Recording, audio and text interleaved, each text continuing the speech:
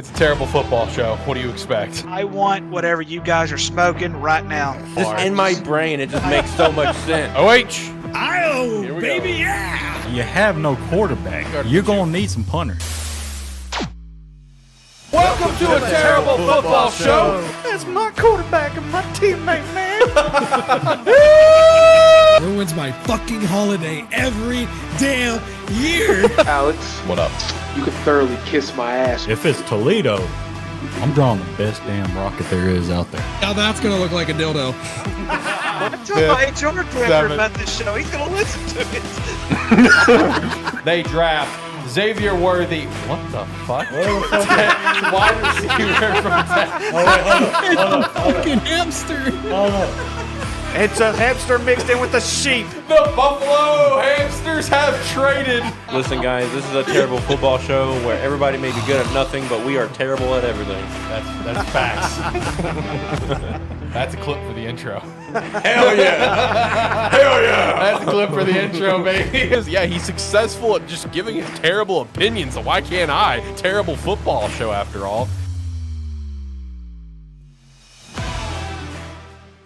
Welcome to the Terrible Football Show, episode 112 here on October 8th, 2024. Back after a 1 week break that was absolutely not planned. I was sick as possible, and I'm still a little under the weather, so I apologize for any coughing or anything throughout this episode. But we are back after a 1 week break where I feel like everyone kind of had something going on last week. You know, everyone here on the team. So a break was just kind of the best play here. Starting off the show a little on the light side. We should have some other guys joining in here in a bit, but we got Shane here to kick us off. Shane, how you doing, buddy? Doing pretty good. Currently eating chili. That's one of the cans not on, but Chili ready Tom. to talk sports. Yep. Yeah, it ready is. to talk sports and who picked? All right, yeah. All right, look, I'll touch on that here in just a minute, all right? Because I don't think I can handle two of you fuckers starting off the show with that. So I'm going to give you your floor here in just a moment, all right? Yeah, big weekend of college football. There was, I think, 6 total upsets, which is insane, including most of those being very large and notable upsets. So a lot to talk about there. NFL got some interesting things going on. It's going to be a damn good weekend of football this weekend. Also, fuck the Saints and Alvin Kamara for not making sure that he got a touchdown. They lost me $100 last night. Appreciate that. That was awesome. But yeah, a lot to talk about here with our episode back. I also have a very cute Stanley Cup that you can very clearly tell is mine. I wanted to go ahead and get that out now if I drink from it here throughout the show. Make sure to check out our sponsor, Agent Inc. and Rogue Energy down in the description below, as well as check out our Patreon if you want to support us further. And we would definitely appreciate that extra support. Let me go ahead and turn down the music. And, of course, join the Discord. You can come chat with us, come chat on the show, be a friend, tell a friend. All of the normal things that content creators try to say. All the normal stuff. Do all of the things. All of the things. All right, Shane, listen. I can't handle two of you here on the show spazzing out. So, floor is yours, buddy. Get it out of your system. Whatever chants you want to chant, thoughts you want to throw out into the universe. Here's your time. Arkansas beat 4th-ranked Tennessee this weekend. How you feeling about it? I mean, I'm feeling good. But at the end of the day, we could have played better, and we should have beat them by at least 14, and that's being generous. Mm-hmm. I mean, there was, I count 3 drives in the red zone. No, 4 drives, sorry, and only one of them led to points. So, it was unfortunate. We didn't play our best, and we still won. Our defense was the reason why we clearly won. Please give Travis Williams a pay raise because that man deserves it. Mm-hmm. Other than that, we should be 6-0 right now. I mean, if anybody's going to have a reason against me, you can't tell me that we didn't dominate Oklahoma State and choke it at the end. You can't tell me that we didn't dominate Texas A&M and choke it at the end. Yeah. If our team played like we did this past Saturday, we'd be 6-0 right now, probably top 15 in the country. Yeah, how you feeling about not being ranked? It doesn't bother me, honestly. Because in my eyes, LSU's beatable. Ole Miss have shown that they're beatable. Especially going up against a top defense like ours has been performing. They're definitely beatable. Louisiana Tech should be beatable. The only worries I really have is Missouri and Texas A&M, Missouri and Texas. Yeah, that's left on the schedule, and even Missouri has shown that they can be beaten. True. With being beat by Texas A&M by 31 this past weekend. Yeah. So every game on our schedule except for Texas is winnable. And if that's the case, you're talking about a 9-3 season with the loss to Texas. Yeah. And you're talking about top 4 in the SEC. So it'll come. If we do our job and win games, it'll come. So. Yeah. Jacob's trying to manifest you guys to the SEC championship. I call bullshit on that. Yeah, I think that's such a load of shit. It literally I think he's grown a Peter Griffin on the side of his neck, and that's the one talking. Yeah. Because that is so much shit. Yeah. I think he predicted Arkansas to win one time, and it caught all of you guys off guard. Yeah, it did. But I mean, let's not forget week 1. He said UAB to beat Arkansas just to be a troll. Exactly. Just to be a troll. Exactly. So Jacob, I don't know what you're talking about, buddy. Trying to will them to the SEC championship, man. Good luck with that. Need some extra mouthwash for all that shit that's in your mouth. No, I mean, what a historic weekend it was, man. This is why we love football. You know, when you have an unranked team like Arkansas taking down 4th-ranked Tennessee, and then you had like history be made with Vanderbilt beating number 1 Alabama. Shane, what was your reaction to that? Like, I mean, it's got to be the same as the rest of the country where it's like, there's no way. Yeah, I was at work when the game was going on, and I was literally, I think I might have been sweeping the floor because I think we might have been getting ready to go around that time. And I look up and it says halftime, Vanderbilt 20, or Alabama, I think it was like 10 or 13. I was like, there's no fucking way that Vanderbilt is winning right now. I was like, did Jalen Milroe get hurt? Did their coach get COVID on the way there? Like, what's going on? So I'm sitting there just sweeping the floor, getting ready to leave, and watching the halftime report, and that was not the case. Vandy was just out there playing, and then I was watching the Razorback game when I got home, and they had an update or whatever. Boom, boom, boom, boom, boom, boom. Vanderbilt won, and they were up by 2 touchdowns with 5 minutes left. I was like, oh my god, they're not only beating Alabama, they are putting it on them. Yeah.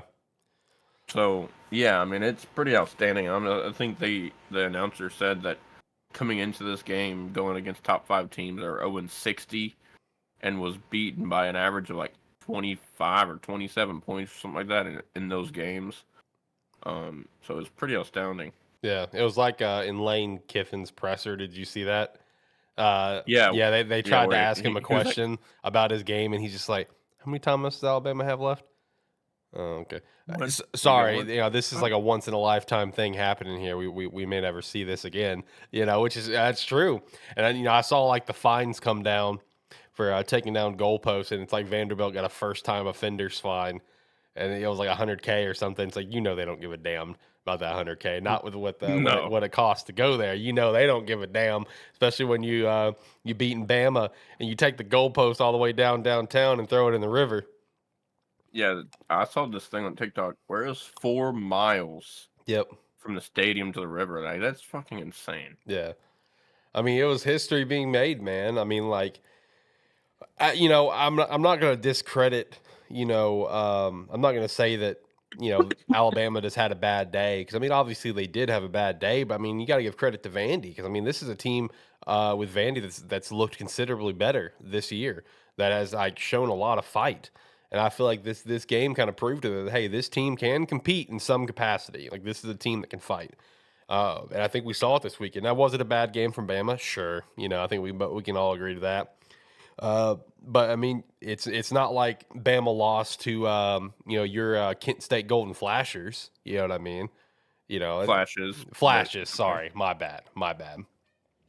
Shout out to the Kent State Golden Flashes. They're the only team in FBS to not lead in a game all season. Shout out to that. But man, it was just it was history. Like, never would I have thought going in this weekend Bama would have lost to Vandy. Never. I never would have guessed that. And then it's just like from there, like you just continue to have upsets. I mean, you had Texas A&M ranked 25th at the time, beating 9th ranked Missouri.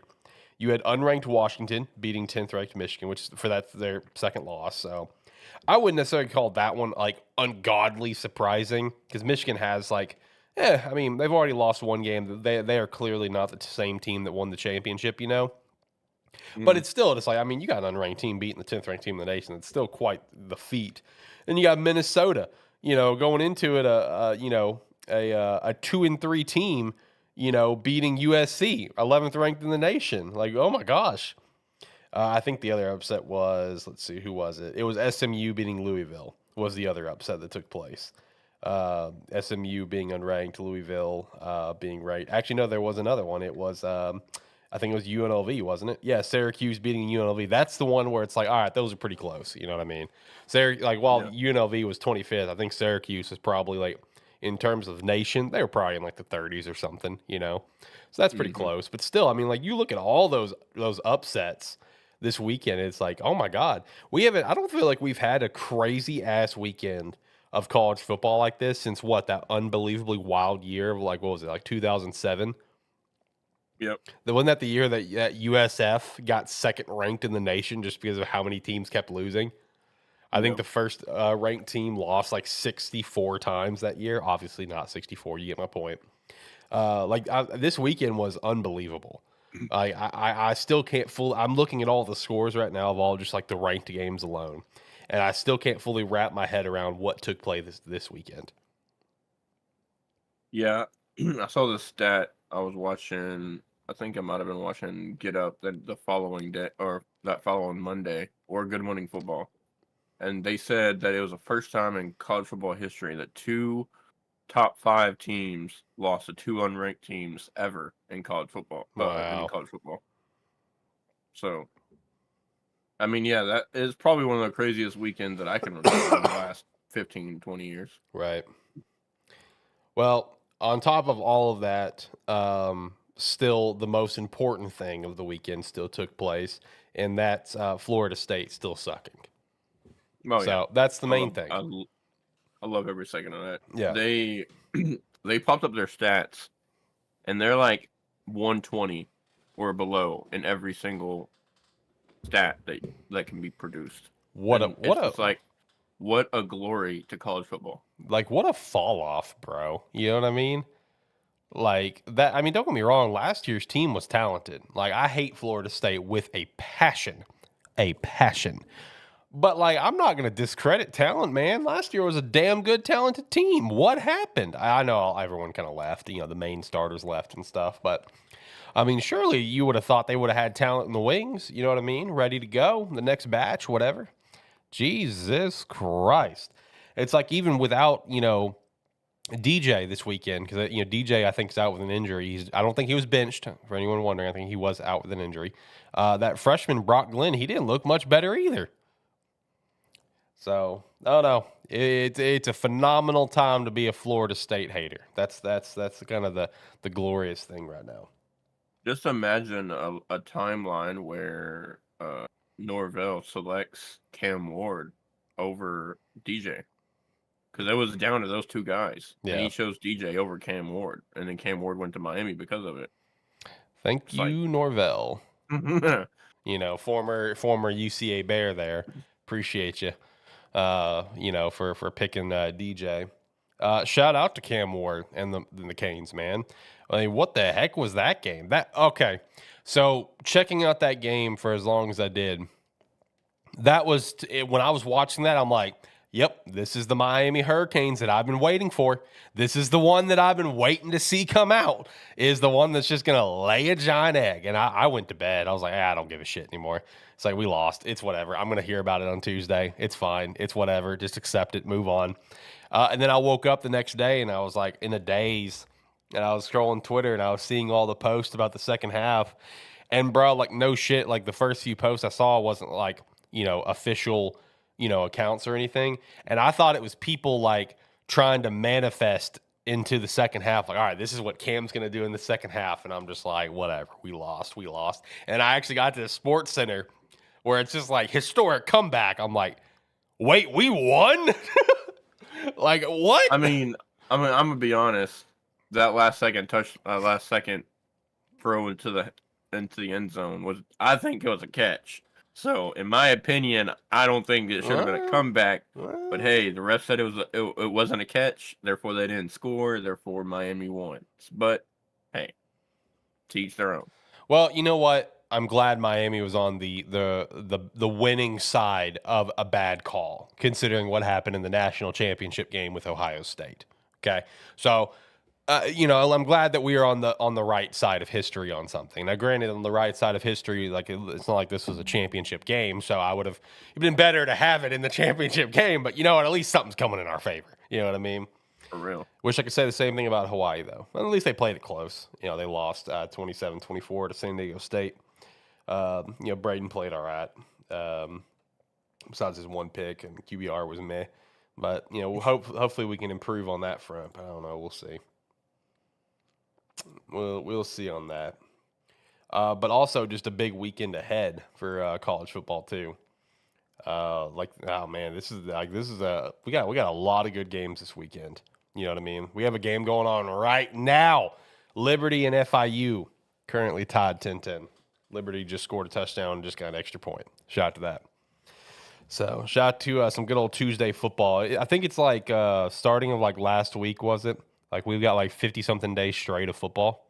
Yeah, I think it was like 55 days straight of football. Yeah, that's crazy. That's what we're here for, baby.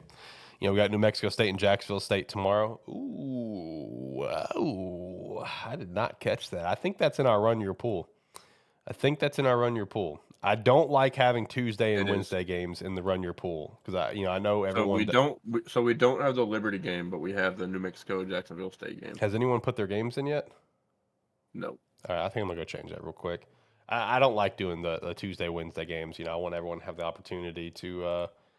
Usually people check it on like Wednesdays and stuff. So I'm going to take that off real quick and I'm going to swap that out. Let's see. What game do we want to put in there that's not in there currently? Put another high profile games because between Ricky, Jacob, and fucking Tyler. Tyler's legendary with it.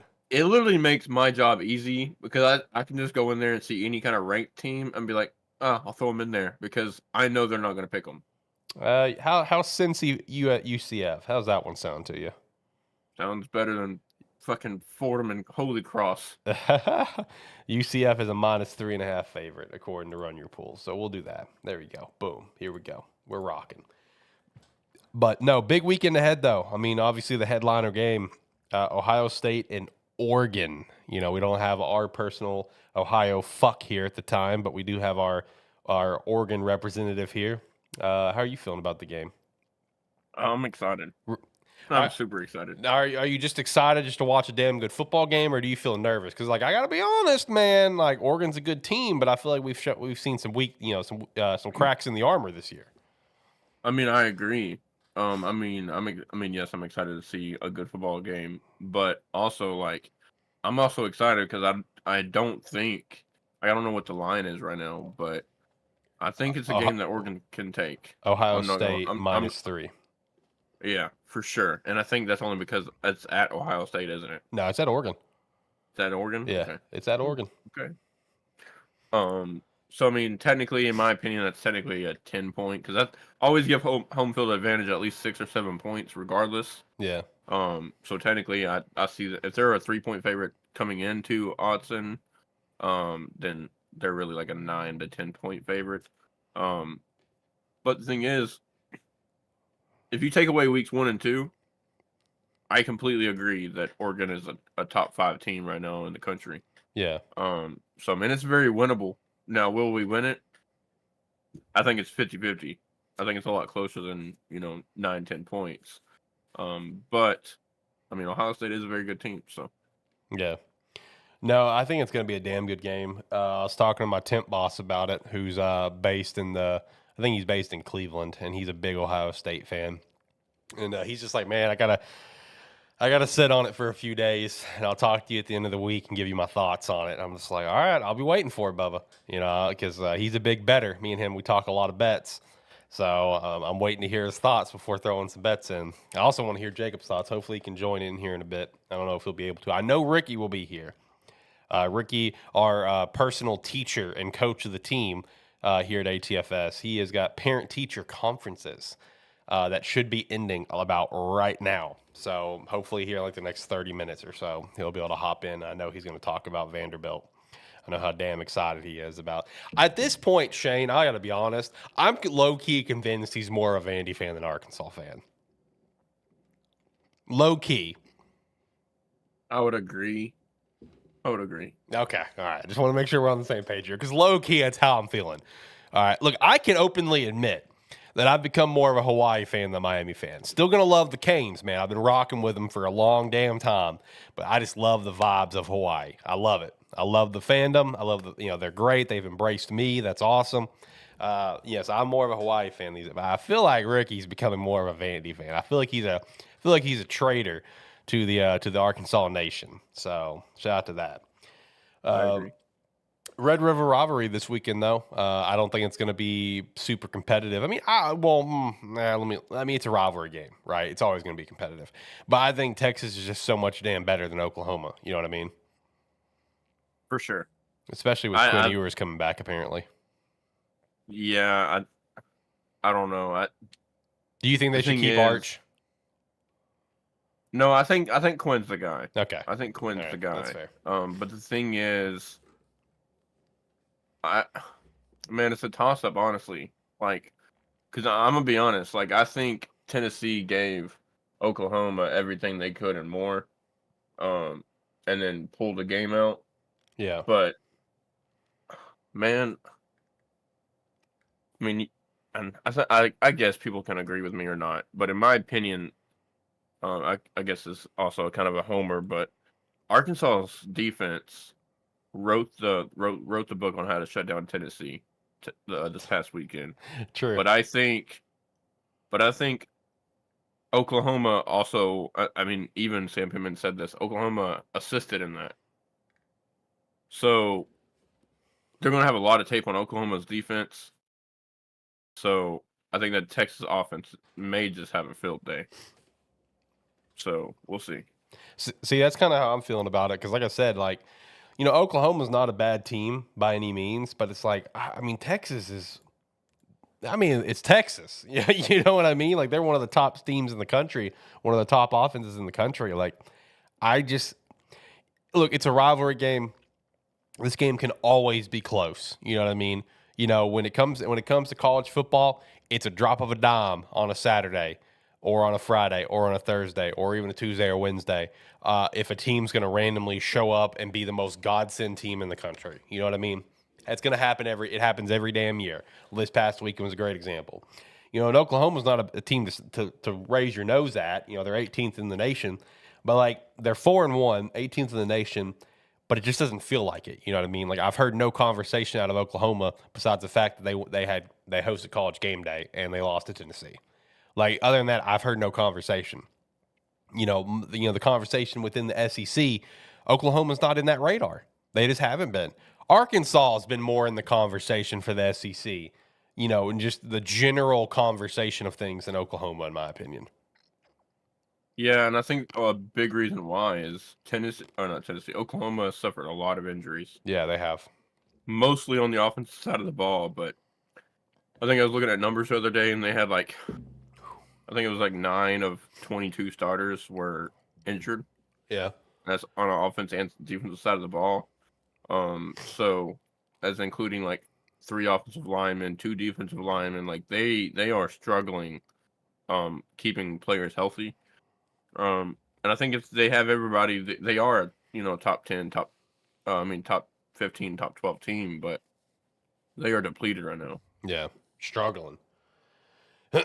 And because of that, man, I can't help but to feel like Texas is about to run all over them. I feel like Quinn Ewers, if he's going to come back this weekend, he is about to make their life very miserable this weekend.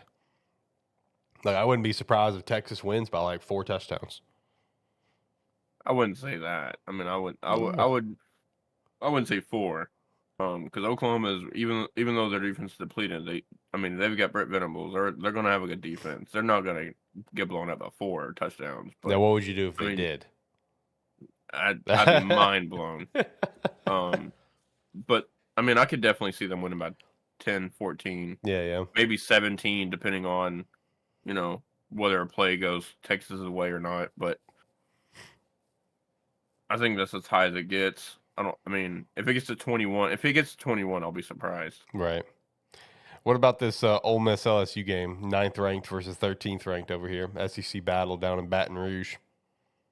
I think LSU's kind of what you're saying about Oklahoma, right? Like they're a good team, but no one's really talking about them. Yeah. And Ole Miss, it really depends on what team shows up. That's true.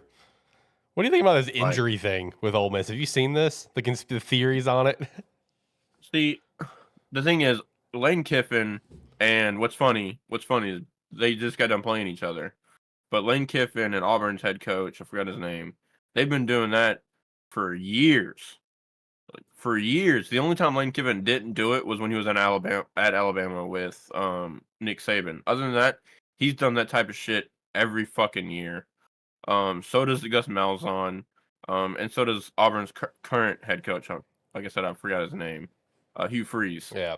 Like those 3 guys, they've been doing that for fucking years, and it's in the last 2 years it's kind of really been noticeable because and especially because the head coach and offensive coordinator can talk to the quarterback, right? So that's why you saw Jackson Dart turn to his running back and be like, "Go down," because he has his OC and head coach in his ears telling him what the fuck to do. Like it's so cringe, and I think if it's that blatant,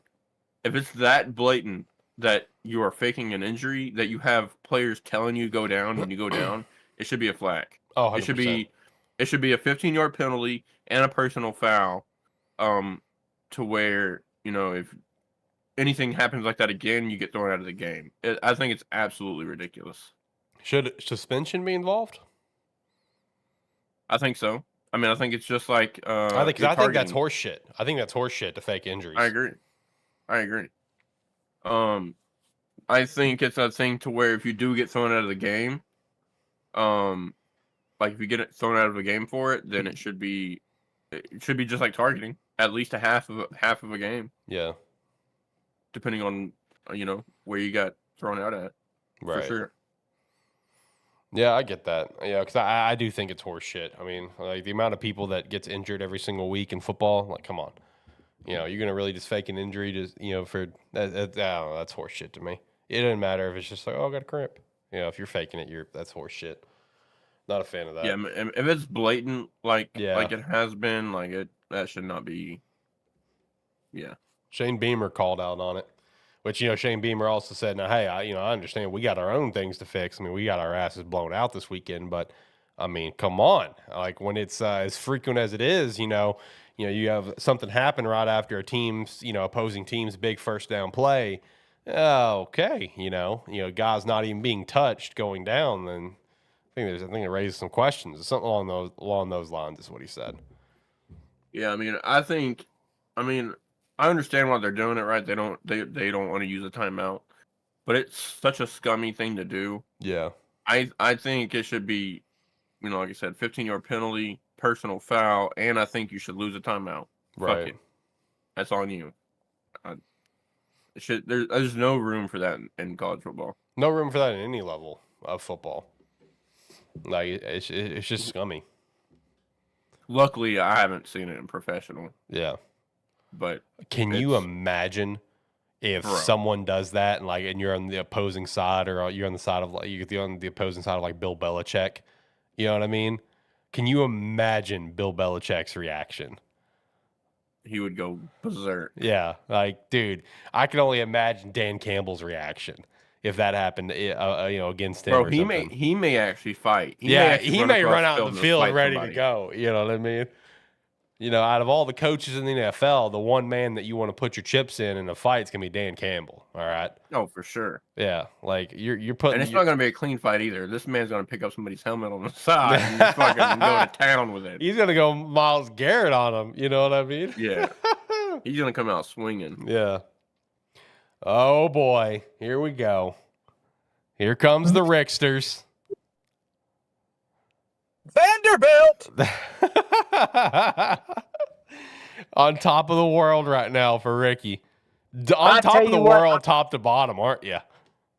Oh man, I tell you what, Saturday was a great day. It was probably one of the best college football days I've had in a very, very long time. Not just because Arkansas, won. I mean, obviously, that was just more icing on the cake for me. So I'll tell you the story real quick because it's a great story. And so I just got up here at teacher conference, by the way. So hopefully by the time I get home, I'll be able to get back on my laptop where y'all can see my face and everything. But so we had open gym on Saturday morning, and one of the brothers of one of my players was there, and he was like, "Hey, what upsets do you see today?" Well, I told him some of the real ones that I was real, and I said, "Hey," I told him some of the real ones, and then I said, "Hey, I got one for you, Vanderbilt over Alabama," and we were just laughing because I'm like, Vanderbilt over Alabama, just to joke with him a little bit because he knows how much I care about Vanderbilt. So week 1, when they played Virginia Tech, they made that huge comeback to beat Virginia Tech. And I'm going all over the gym just cheering for Vanderbilt. And so, just to get them laughing and stuff like that, because, this is Vanderbilt for me. Anyways, and so I was just joking with him. So I was on my way to a wrestling event, and he texted me, and he goes, Vandy for the upset? And I'm like, what are you talking about? So I look, and it was 13-0 already. And I'm like, okay, this is going to be a little thing. They're going to come back. It's okay. Yeah. It's one of those things Emma does. They're going to come back. And then by the end of the night, or by the end of the game, I was actually doing commentary at this wrestling event. And I mentioned a comment, if Vanderbilt can beat Alabama, some of these young bucks can beat these guys in wrestling. And the announcer looked at me, the head announcer looked at me and goes, did Vanderbilt really beat Alabama? I said, yes, they did. The game just ended 40-35. Now, here's something else, and I put this on the chat, but I got to tell this story too. So I told our head coach, I told our head basketball coach, and I told that brother of the player that I have, because I told both of them, I said, if Vanderbilt pulls this off, I'm going to buy a Vanderbilt jersey. And I was a man of my word. It should be here sometime this week or next week. And I'm going to wear that thing every Saturday, no matter if they win or lose. And so that's fanship right there, ladies and gentlemen. Before you got here, when we touched on the Vandy game, I told Shane, I was like, I think at this point, Ricky's become more of a Vandy fan than an Arkansas fan. And Shane agreed with me. I am. Just because they're the underdog and there's no expectations. So you feel how I feel with Hawaii. Exactly. There's no expectations. I love Hawaii, man.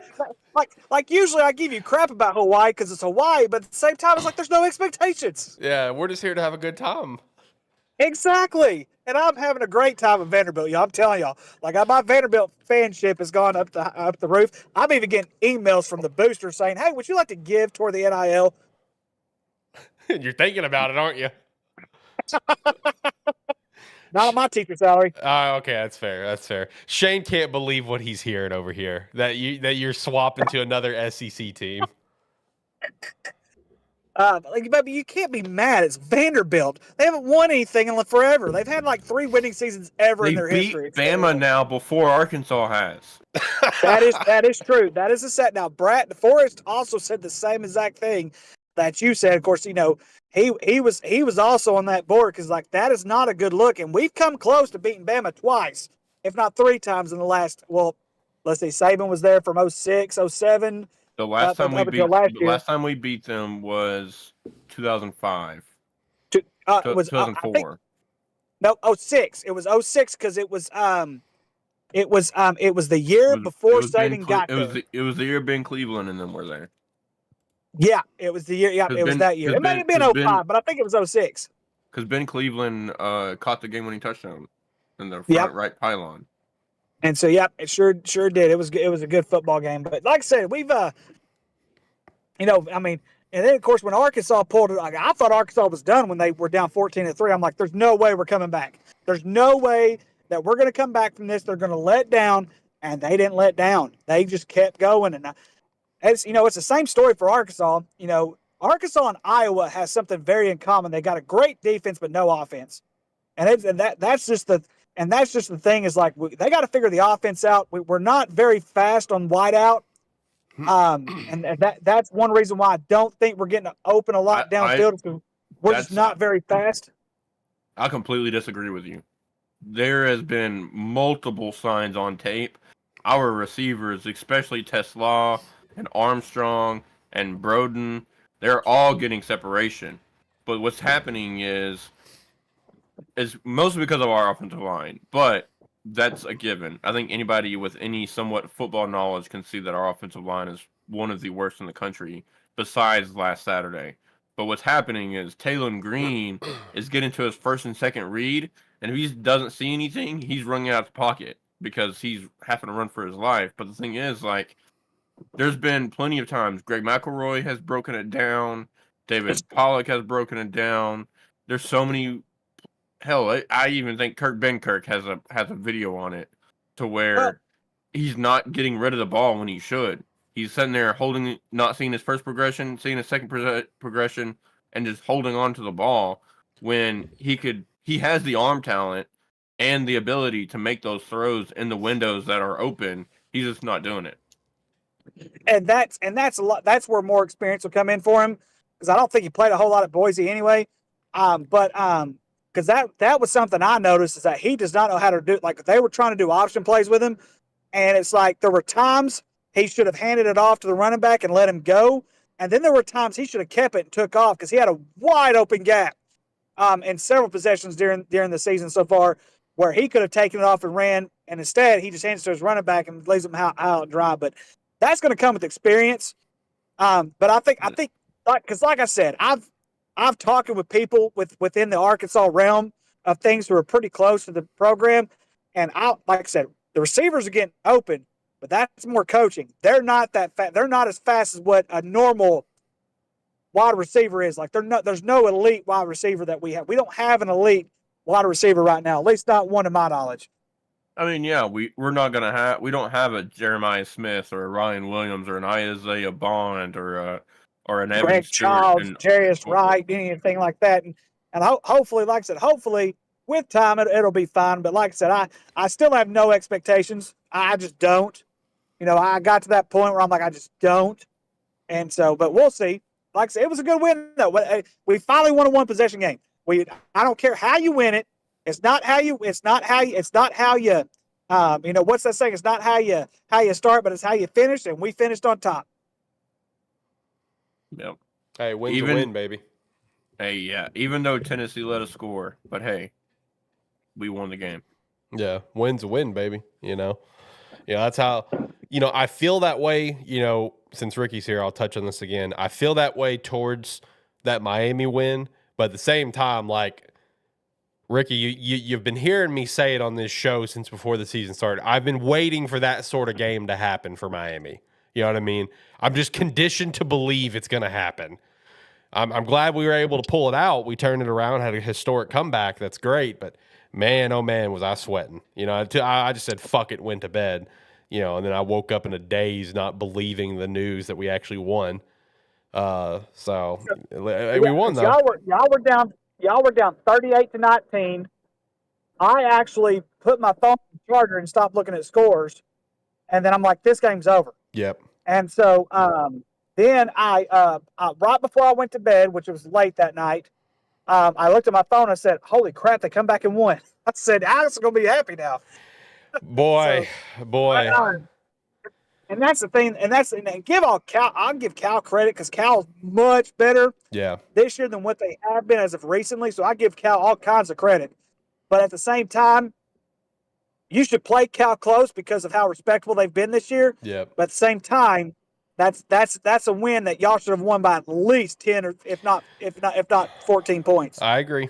And that's why I said like that's the type of Miami game I've been waiting on. I knew it was going to happen where we were going to lose a game that we shouldn't have lost, or in this case, barely win a game that we should have dominated. You know, I knew it was coming. Happens every damn year. Every damn year it happens. It usually is to Florida State. So I'm thankful it wasn't the Florida State, but that game's still on the schedule. Even though they look terrible, arguably one of the worst teams in the country. Hey, listen, Miami can just forget that they're Miami going into that game. They can completely forget about it. One thing I wanted to get you guys' thoughts on, because, like, I mean, guys, listen. This is not real life. This is not real life. I'm sorry, it's not. What in the hell is going on with Ashton Genty up at Boise State? Like, dude, these stats are not real. Like, I look at his stats right here in front of me, and I'm just like, Heisman winner. Give him the Heisman. As long as he stays healthy, Heisman's his. Yeah. Period. This is unbelievable. 95 carries, over 1,000 yards, 1,031, and he's already got 16 touchdowns. He's already eclipsed his touchdown mark that he had last season with 14, and now he's on his way to eclipse his yards, obviously. And you know, last year he got 1,300 yards, and we're freaking 5 games in, and one of those games he only played one half. Like, this isn't real life. This is legit. We are watching a literal video game player in real life.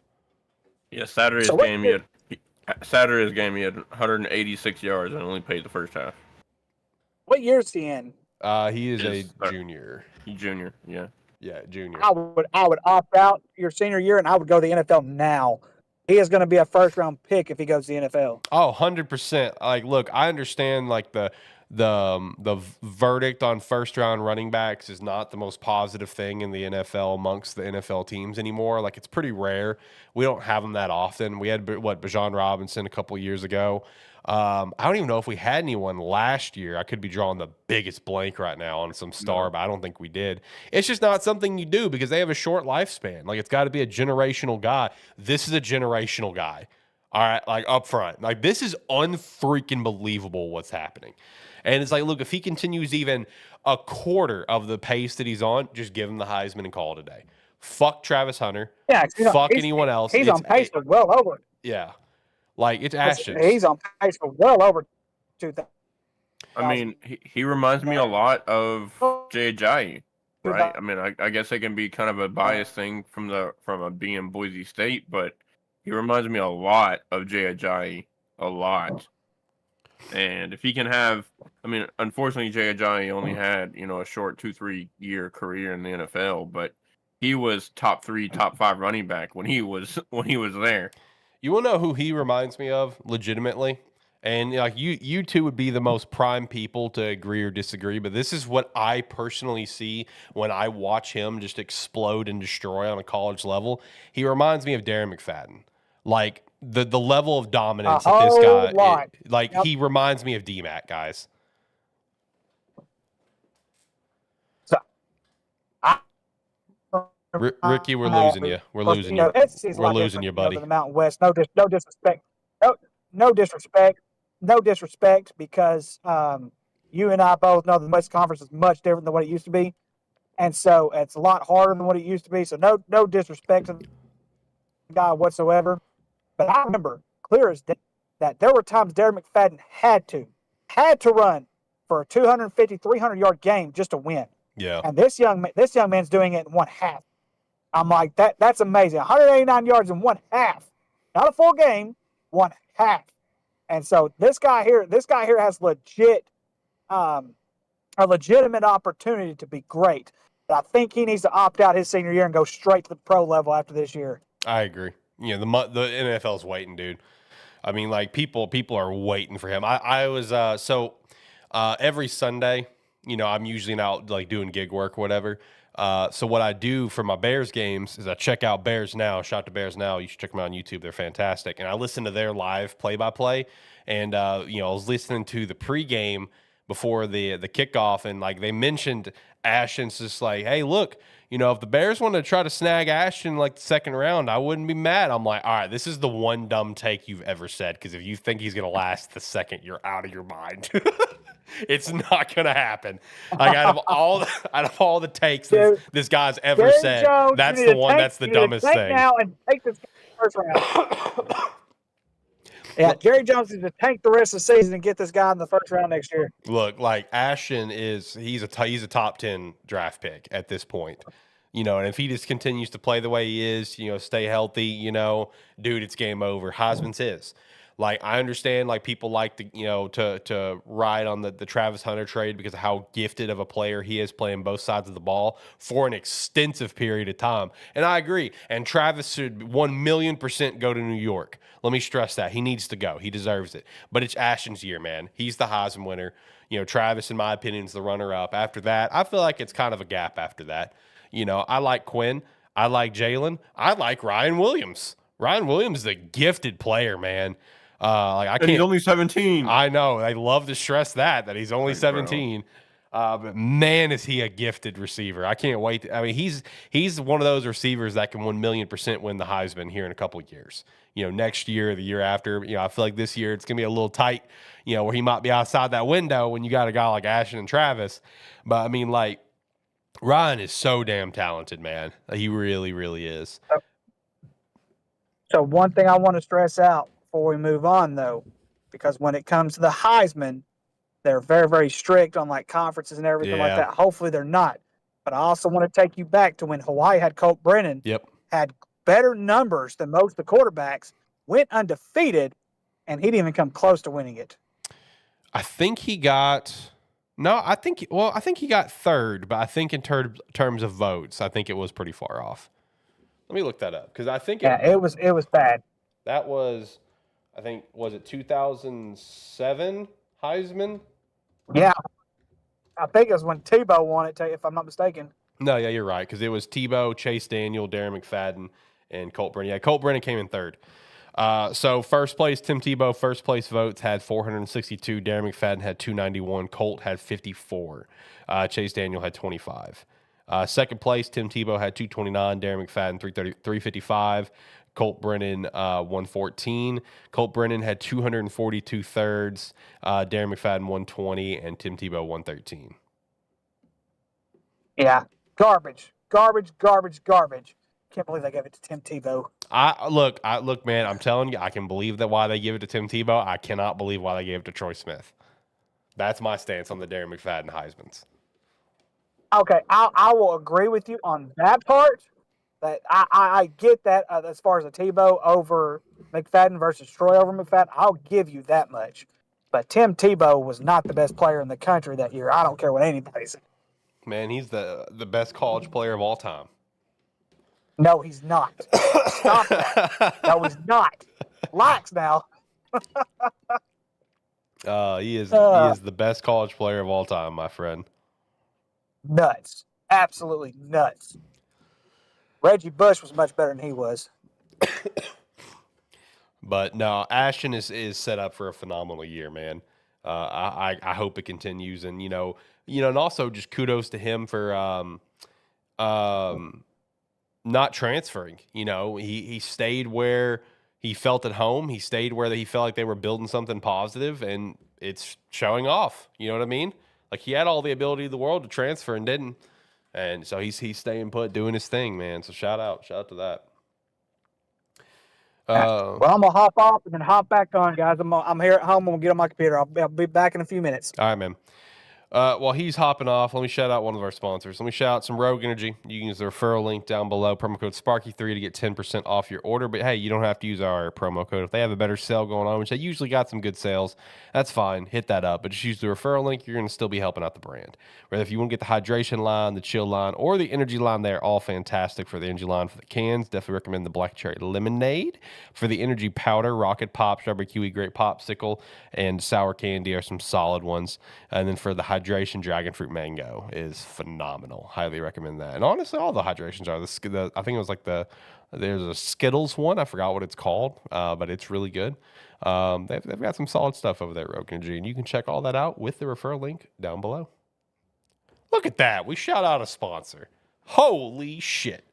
That's a first. That doesn't happen often. All right. Let's move over to the NFL, which we had some breaking news out of the day.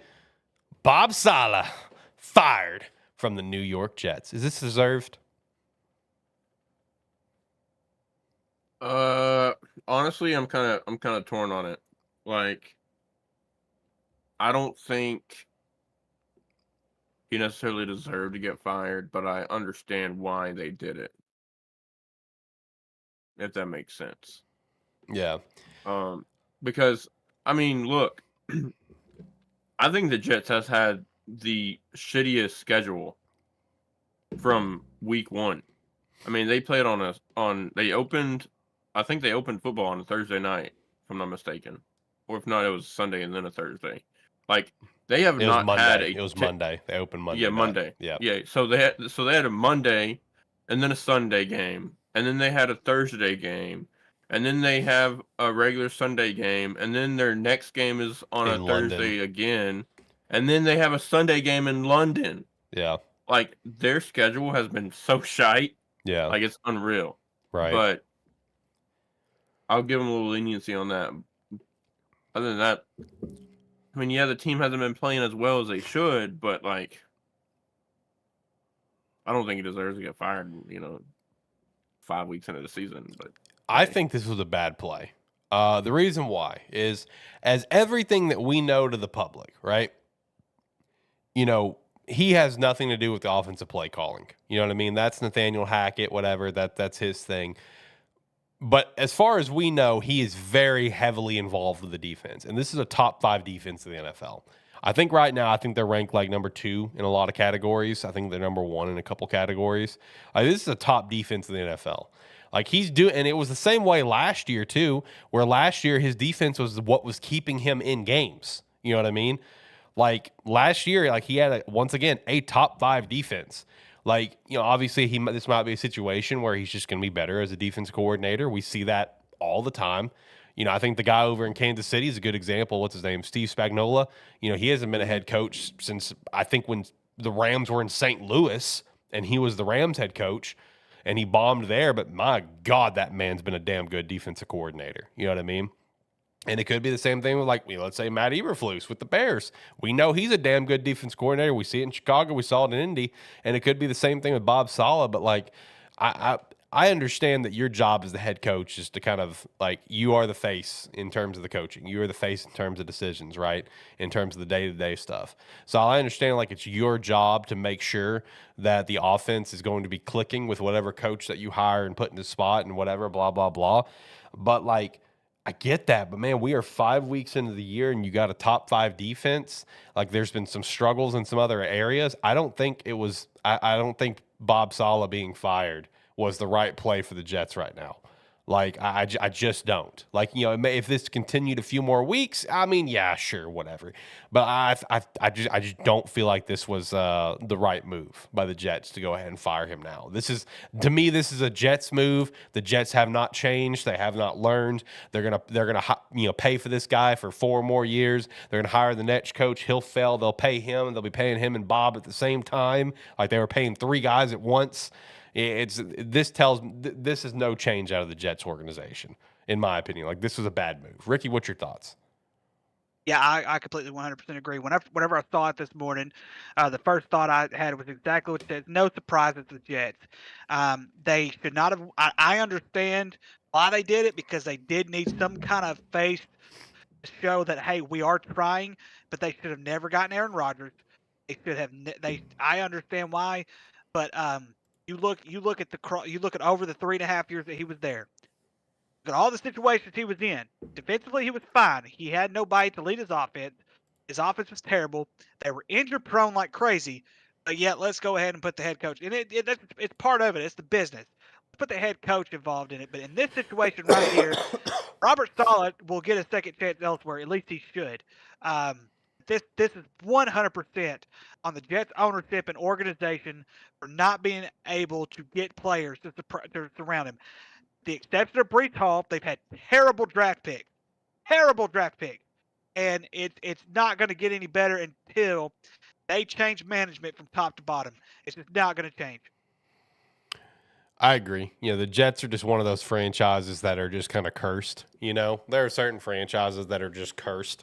Whether it's with bad ownership or whatever. And I feel like that's where it is with, the Jets, is with Woody Johnson, is that I wouldn't say that he's on the same level as, like, David Tepper in terms of impatience, but there's definitely some impatience. Because, I mean, like, when it came to last year with the Jets, how much can you blame on Bob Saleh for last year? I feel like last year is a free pass. You know what I mean?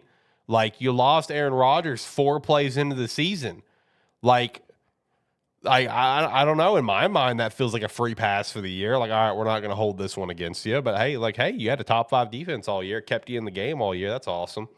You know, like, I don't know. I feel like for this year, I feel like you should have let them cook a little bit more. You know what I mean? Like, there's been some issues, sure. But, you know, I feel like the issues that the Jets have had, I feel like they can be corrected. You know what I mean? Like, you got talent on the team. So, I don't know. And apparently it was a wild situation. Like, apparently Bob Saleh didn't get to say anything to the players. He had to be escorted off via security. That was from Pro Football Talk that was reporting on that. Like, that's insane. Like, I got to know what happened. Like, you know what I mean? Like, I'm so damn curious what happened at that facility. There's probably a good chance because him and Aaron Rodgers, I don't think had the best relationship at all whatsoever. See, they said they did. They both said they did. Like saying and looking is two totally different things. I mean, that's true. Like, I mean, you know, Bob Saleh said that the relationship's fantastic. Aaron said that they're really good friends. So it's like I don't fully buy into the Aaron Rodgers caused him to get fired theory that's going around. I'm not buying into that. No, but I will say this much. He pissed somebody off above him. Yeah. They probably had some words, and then that person that he had words with said, "Okay, I'm going to get you fired right now," and that's probably what happened. I could definitely see that with how it went today. Could definitely see that. But I don't know. It sounded like something was cooking up just last night too, because I don't remember who it was. It was an official source. It wasn't some random bullshit source. Some official source that I follow tweeted late last night at like 10:30. All they said was Jets. That's all they said. So something was cooking just even as of last night. He pissed the wrong person off. It's okay. They're going to pay him his money anyways. Yeah, he's going to go back to San Francisco and compete for a championship. Let's be honest. That's what's going to happen. Yep. Yeah. I mean, just going back to the schedule thing, and the Jets have another Monday night game this week. So the scheduling issues continue to fuck the Jets. Yeah. But on the second thing, we'll find out next or tomorrow. Aaron Rodgers is going to Pat McAfee, and apparently he's told Pat McAfee that he's going to explain what happened. So we'll see. Oh, I got to tune in for that. Yeah, I'm going to have to tune in for that one and see what's up. On another side of terrible, woeful franchises, man, the Browns are so damn bad. Like, dude, it blows me away that you were such a competitive team last year, right? With all the injuries, whatever. You know, you had all these backups starting. You know, you had, you know, your coach win Coach of the Year, and now we're into this season is looking as dysfunctional as they are. Dude, and I got to say this too, man. You know, I got to say this. For anyone that's just like, look, I understand he's not playing well. I get it. But for anyone that's just trying to completely blame Deshaun like this past weekend, stop reading into clips, man. Just stop. Yeah. Like when I watched that play, my first thought was, I feel like there's a lot of orange on my screen, was my first thought. And I started counting and I'm like, oh, there's 12 people on the field. Okay. So that whole clip makes a lot more sense in context. You know what I mean? But it's so sad too, man, because I've seen like, you know, pretty large, you know, content creators and like different, you know, not like TV level sportscasters, but, you know, take that clip and just take it and twist it as, oh, Deshaun gave up, and never even mention the 12 men on the field. I'm like, come on, guys. Come on. We can all count. All right, we can count. Like, I feel like counting's possible. I think partially it is on Deshaun. I saw this report from a guy that breaks down football. Like, he breaks down a quarterback play. I forgot who it was, but he basically is stating like, hey, Deshaun Watson doesn't know what the fuck he's doing out there. Like, he's not able to read the defense. He's checking into the wrong stuff. Much like what we saw, no offense, Alex, but what we saw with Caleb Williams in a play during last week. He goes to check, and the center's like, no, fire. and he's sitting there pointing at this guy that's about to blitz through a fire blitz through the A gap, and then Caleb has to recheck into something else. You see a lot of that. You see Deshaun checking into something it's like he's seeing ghosts out there, like Will Levis is. So, like, some interesting insight on this as well. I don't think you're wrong on this assessment because, I mentioned him earlier. My current temp boss, right? He's from Cleveland. Big Ohio State fan, big Browns fan, and he and I were, we've talked about the Browns every single week. And the one thing that he said about, Watson and just like the sort of issues that you talked about is that he really thinks that it's like part of the problem is Stefanski's offense. Because he's like, out of all the time I've been watching the Browns and watching Stefanski's offense, he's an older guy. He's been a Browns fan for, unfortunately, his whole life. He said the only guy he felt like actually got his offense and was a good fit for it was Flacco. Literally no one else that has ever walked in that building and played for that offense has clicked with they're just not the right player for the right offense. You know what I mean? And it could just be one of those situations that, Deshaun's not reading the offense well. He's not grasping well, maybe because it's just not the right offense for him, But it's to a point where it's like, when you look at the Browns ownership, I mean, they are not going to let Stefanski take Deshaun out. I mean, not the amount of money they paid, the amount they gave up for him. They are going to ride or die with that trade. You know what I mean? And, oh, boy, they are. Stefanski will be out of a job before they get rid of Deshaun.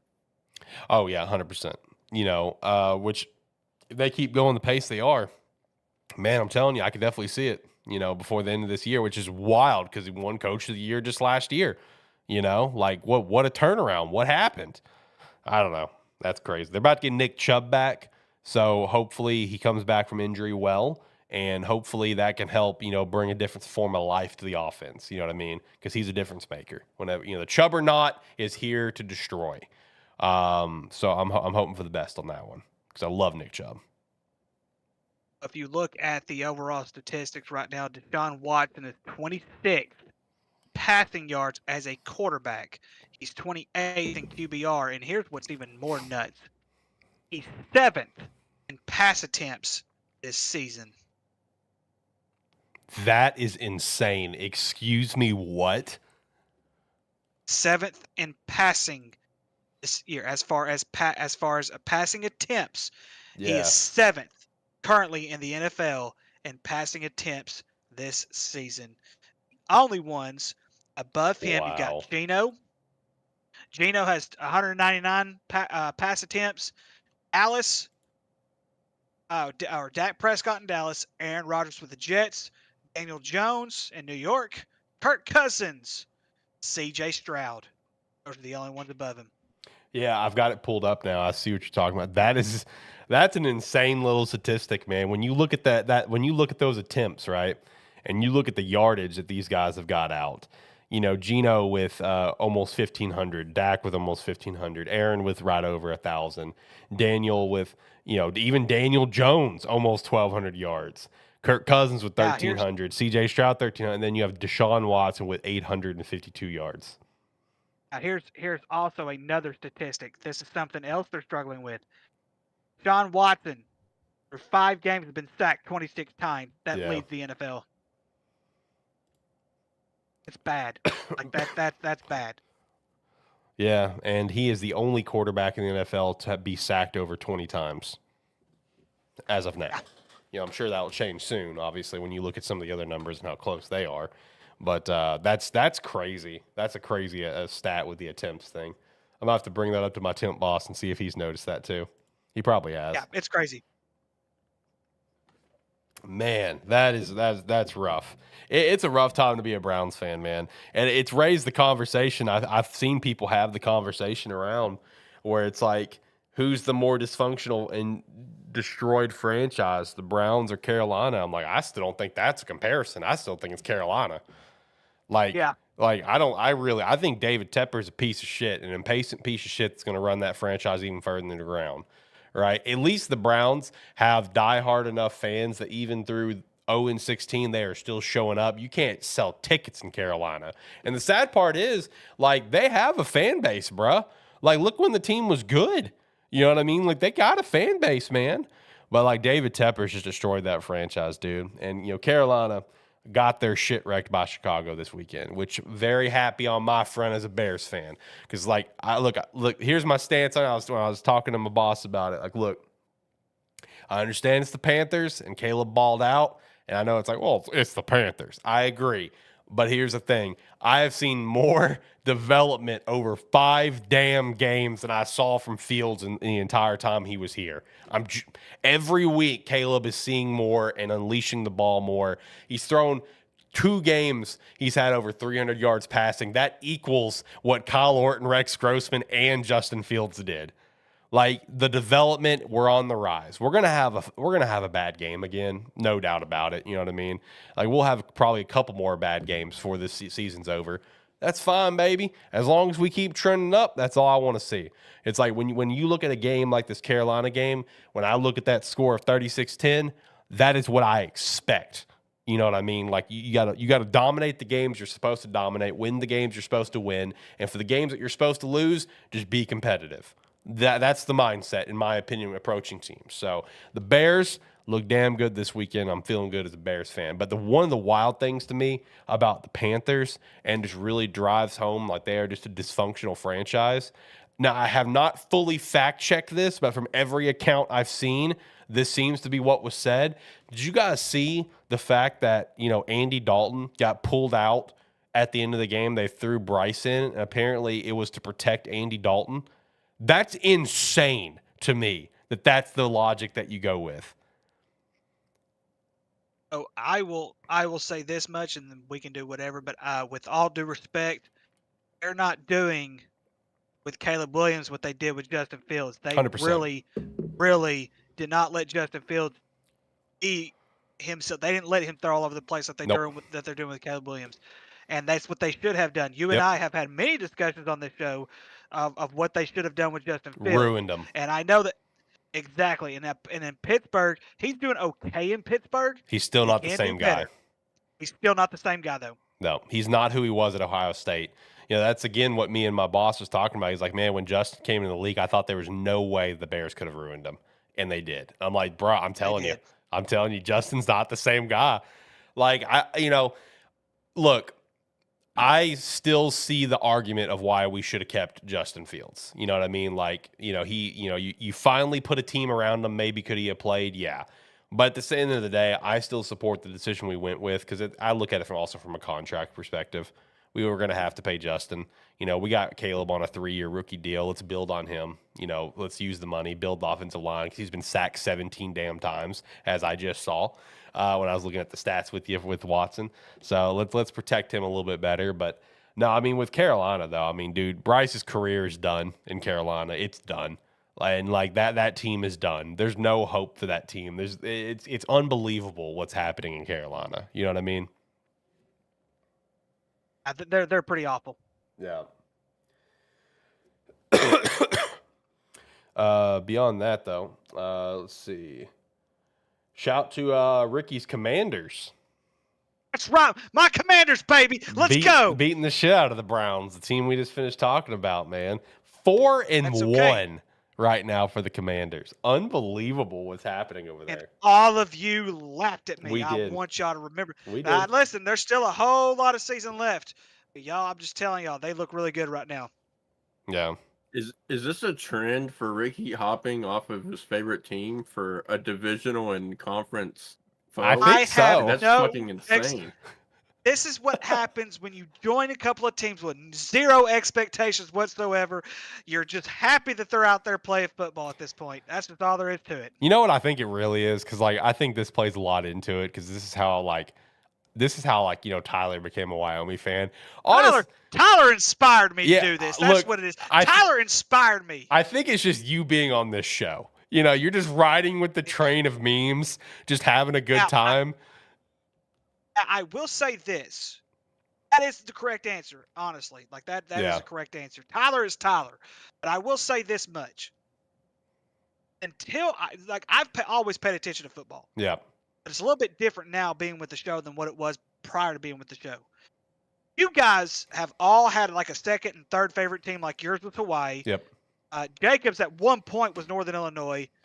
I can't remember what. No, Saints was Arkansas State. I always paid attention to Arkansas State, but I really started paying attention to some of these lower level teams as I was progressing here on this show. And then I just started. I'm like, you know what? Vanderbilt doesn't have a fan base. Their stadium holds like 40,000 people in it. It's not very much at all. I'm even considering going to Nashville to watch a game. That's how great it is to be a Vanderbilt fan right now, ladies and gentlemen. It just feels so great to be a Vanderbilt fan. We have no expectations, and we still might not make a bowl game.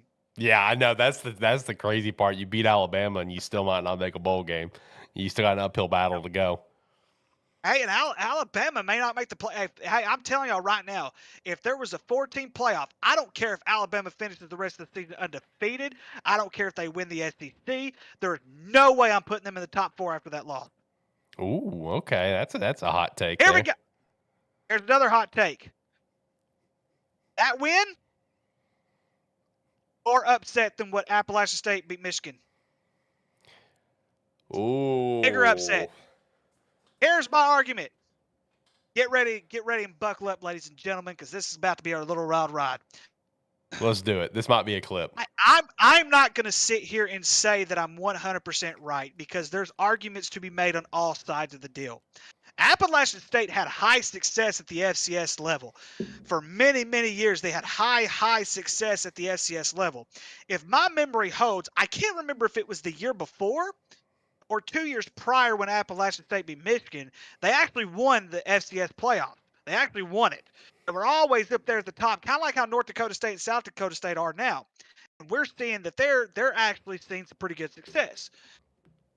Up until this year, Appalachian State has done fairly well since joining the FBS level. Yes, I know they're in the Sun Belt, but they're one of the teams who's made the Sun Belt Conference actually really, really good. Yep. Vanderbilt's been at the bottom of the SEC for years. For years. The only reason they're the SEC is because they're baseball and their academics. That's it.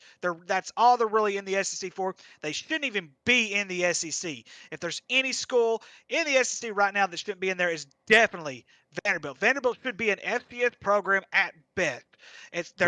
They've always just been that bad. It is well known. They are below 500. Historically, they are below 500 when it comes to football. And it's pretty bad. I think it's like 550 and like 7 something. I can't remember what it is off the top of my head, but they are historically bad at football. With nothing going on.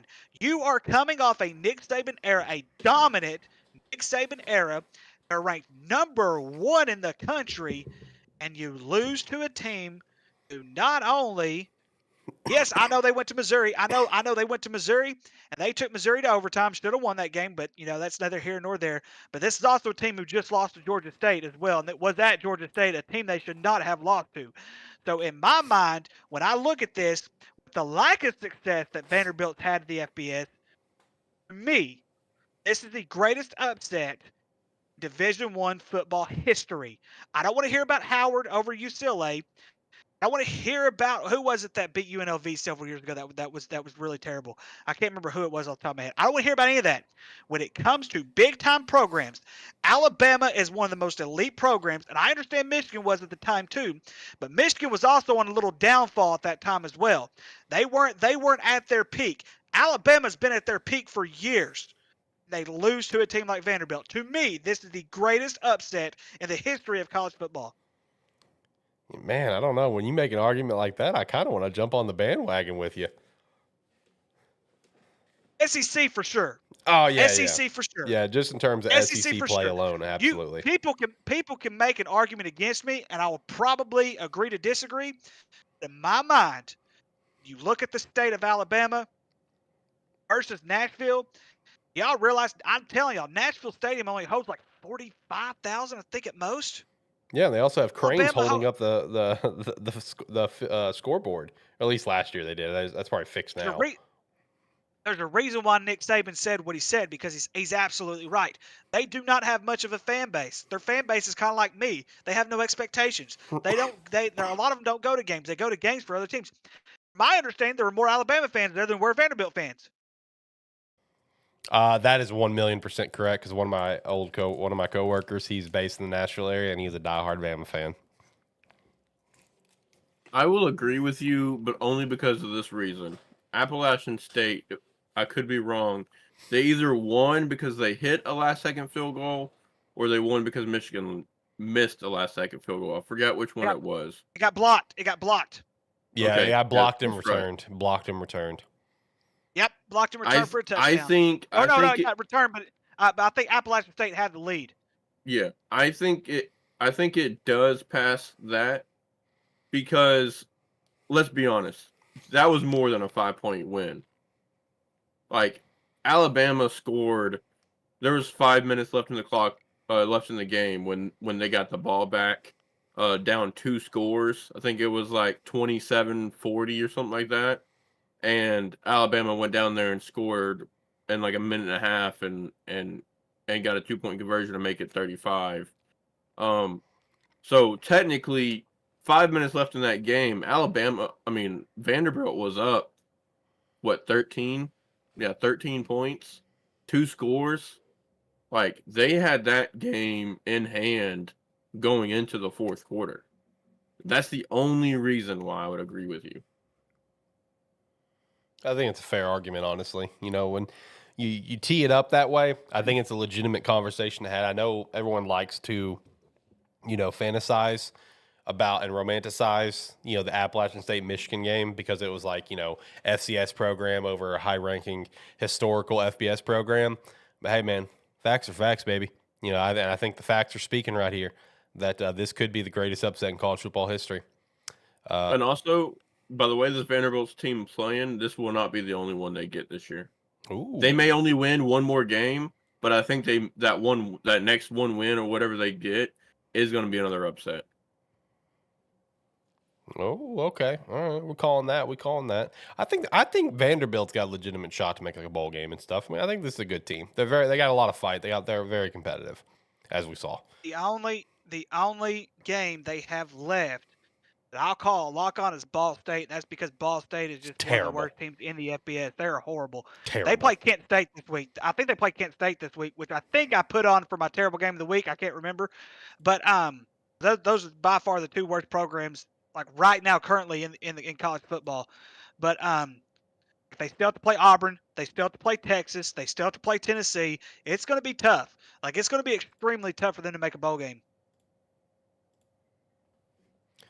Yeah, no, that game this weekend is bad. That is a bad one. I'm not going to lie to you. I will be 100,000,000% cheering for Vanderbilt because I know Auburn's going to win 9 out of 9 times. But guess what? When Vanderbilt plays them, it's going to be that 1 out of 10 that Vanderbilt's going to get them. That's what I'm talking about. Come to the Vanderbilt side, Shane. It's great. Just come over there and just relax and have And a it's great not time. I'm not even going to be cheering for them because it's Vanderbilt. It's that I hate Hugh Freeze and Auburn that fucking much. I hope Auburn doesn't win another game for the rest of the year. No, I don't care. Ricky's going to sway you over. You're going to be a Vandy fan before the year's done. That won't happen. Yeah, he's going to Go sway you. Commodores. I'm a Pavia fan. Don't get me wrong. I'm a big Pavia fan. But You know what, that's as far as I go. Ricky? I still don't have an SEC team. I'm going to ride with you, buddy.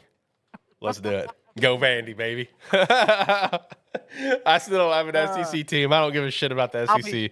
Give me Vandy. I'll be rocking the jersey whenever it comes in. Yeah, there we go. Oh, man. Historic upset, man. Historic upset. Shout out, dude. Let's hop back to some NFL, kind of run through a couple more of these games so we can start getting to picks. Hey, speaking of a little bit of an upset here, shout out to Cardinals beating the 49ers. Cardinals, Yeah, they were sneaky down. team, man. They were down, 23-9 at the half or something like that? Yeah. Cardinals are a sneaky good team, man. The 49ers are that bad, in my opinion. Yeah, something's going on with them, man. I mean, losing C-Mac probably for the whole year, that's a tough one.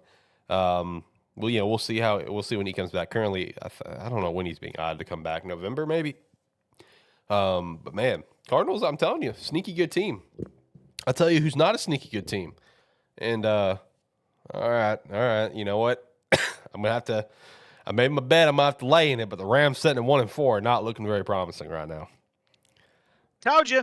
Look, there's still time. There's still time to turn it around. All right. There's still time. It's okay. It's all right. You know, we're fine. Everything's fine. Cooper Kupp's going to potentially come back week 7. Need that. I need it for my fantasy team. He's just sitting there for me. But there's still time. There's still time. But hey, you know what? On another side of things, shout out Shane. You may really have yourself a QB there. Bo Nix slinging it this weekend. Were those his first touchdowns? Let me look. He's got 3 for the year, so he had one other game with his first touchdown. Shout out. It was actually last week versus the Jets when they won 10-9. What a barn burner that one was. But no, I mean, Bo Nix played really well this past weekend. 19 for 27, 206, 2 tuds. Did get sacked 3 times. That is what it is, I guess. But 70% completion. How we feeling over there in Bronco Nation, Shane? Yeah, it's a process right now. It is. It's week to week. I'm gonna be honest. It is. When you got a rookie QB, But hey, you know what? Here's the process for you though, buddy. Is that in my opinion, you really do have a coach and a QB who are 100% on the same page. You know what I mean? Because there was like that presser with Sean Payton where he said something about like tough love, whatever, to Bo Nix, whatever. And whenever they kind of got into it, and then Nix comes out and says, he just said, I love you. What were y'all screaming about? He's like, yeah, he screamed, I love you, and I screamed, I love you too. Yeah, so I mean, okay, dude. Yeah, so like nice. that's the thing that you got going on there, buddies. You've got a coach and a rookie QB seems to be all on the same page. You know what I mean? And what you're saying that it's a process week to week. I mean, that's how I feel about the Bears, dude. Me and you both having rookie QBs. It's like it's a week to week process. Just getting these guys comfortable. Jags finally got their first win. The Colts have now passed a decade since they won in Duval, which is insane. They have not beat Jacksonville in Jacksonville since before 2014. So whatever magical number the Jags have on the Colts, you know what? I'm here for it. I'm happy for it. Vikings still 5-0. Man, they are still playing extremely well. We had an unbelievable game with the Ravens and the Bengals. Bengals now fall to 1-4. Who would have thought that coming into this year? I mean, Jesus Christ. Yeah, it's pretty bad, but I also want to shout out Trevor Lawrence threw for 371 yards against the Jags. And shout out to Tank Bigsby, 13 carries, 101 yards, 2 touchdowns. That's why his name is Tank, baby. There we go. Hey, Tank balling out for the Jags, baby. That's what we want to see. Hey, as long as we beat the Colts, it's a good year. It's a good year for the Jags. We're here for it. But no, dude, I really don't know how to feel about the Bengals at this point. 1-4. I mean, you got Joe Burrow that lit up that defense. 30 for 39, 392, 5 tuds. What are we doing? And I don't know, man. Like, what happened? Like, I saw some conversation around it that towards those last plays, like they just kept trying to run the ball. It's like, dude, put it in Joe Burrow's hands, bro. He's lighting them up. What are we doing? I don't know.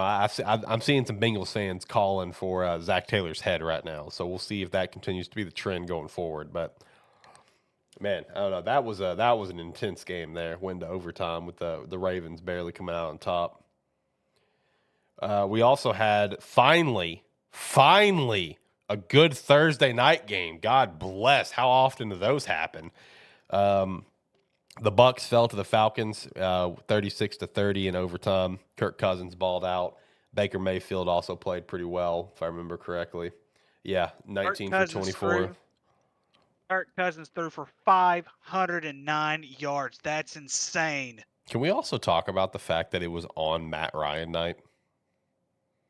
Not only that, but broke Matt Ryan record. Broke Matt Ryan's record on Matt Ryan night. Can we talk about that? That's Matt Ryan's luck, bro. But dude, not only that, but Kirk Cousins threw almost in one game with Deshaun Watson throwing the entire year. Yeah, right.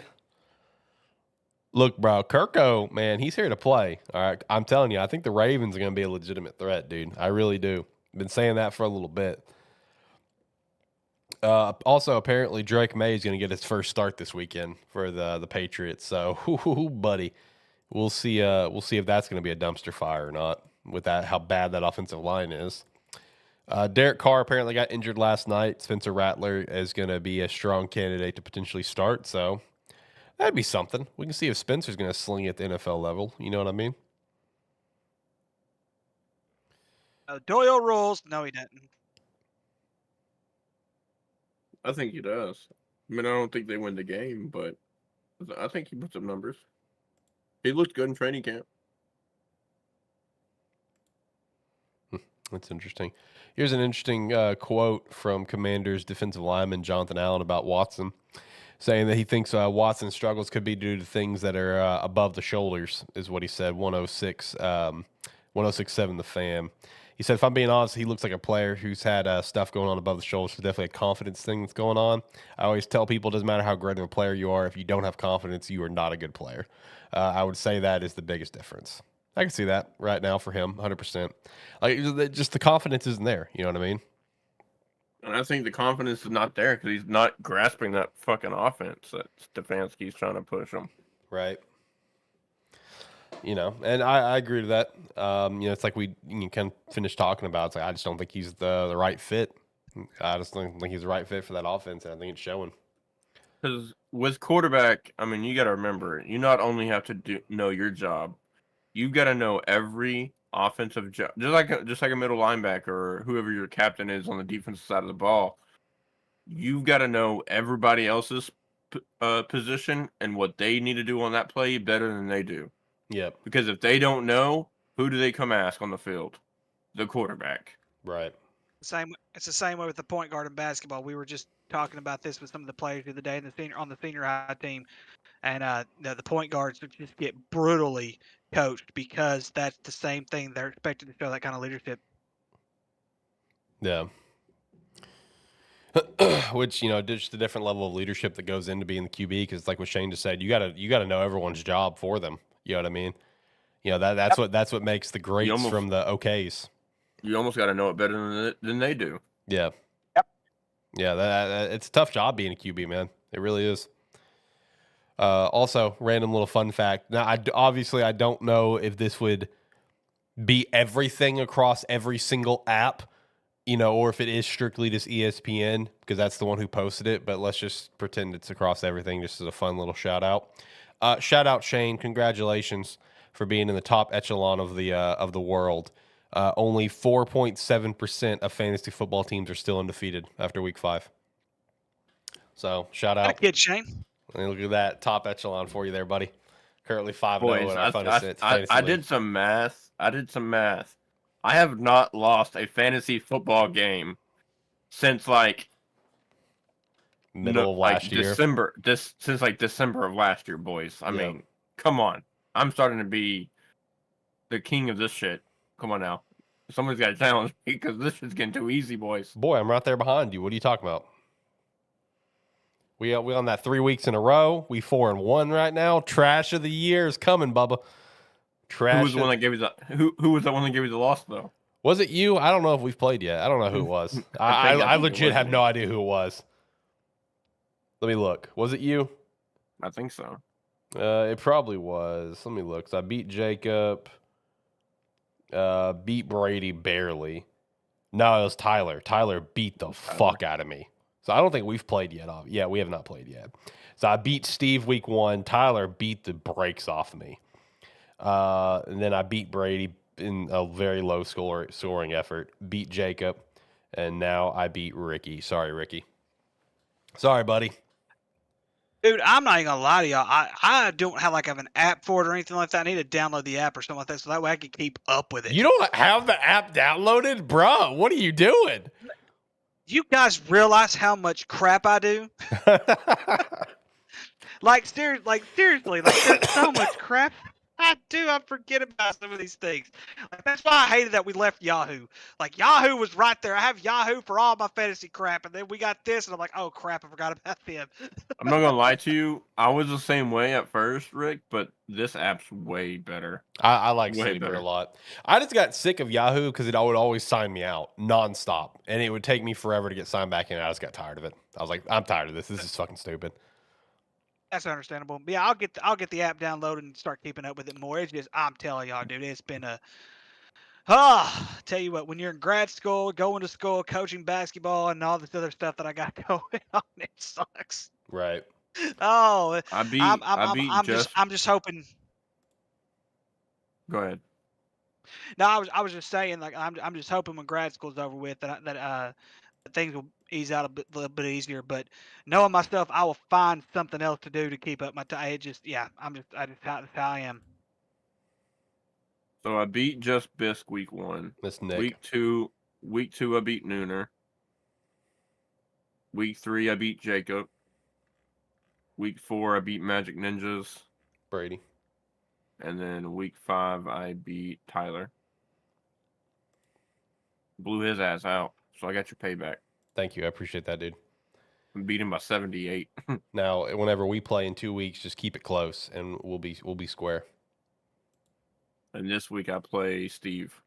Yeah, It's funny because I have Jalen Hurts and the Eagles defense. So I'm going to beat him with his own players. Yeah, perfect. Also, shout out, saw Nick this weekend. He was down this weekend.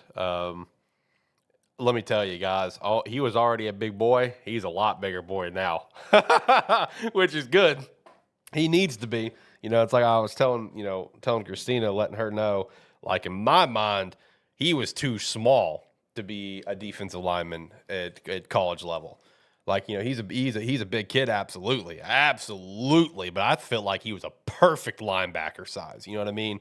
Edge rush linebacker. He's got good speed and shit. But oh, buddy, he is bulked up. Shout out, Nick, man. Keep grinding, Bubba. Keep grinding. Got to see him this weekend. Shout out to that. You guys ready to get to picks? You guys ready to get to it? Oh crap! I'm 2 and 3. I gotta start taking. Oh man, I gotta start taking this stuff up. This is bullshit. Yeah, and you're the one who's actually sent me the entry money so far. So it's like I'm surprised you don't have the app. Like, what are we doing? I sent you the entry money so I wouldn't forget. You know what? The rest of y'all need to send your entry money in now, pronto. What I will as soon as I get done. As soon as I pay my sales tax this month. All right, that's fair. All right, let's get to picks, boys. What do we want to do first? College or NFL? Let's do NFL first. We did college first last week. All right, let me get some music going. Also, shout out, Jacob. Shout out. Liberty is up 17-10 against FIU right now with 6:21 left in the third. So shout out to that.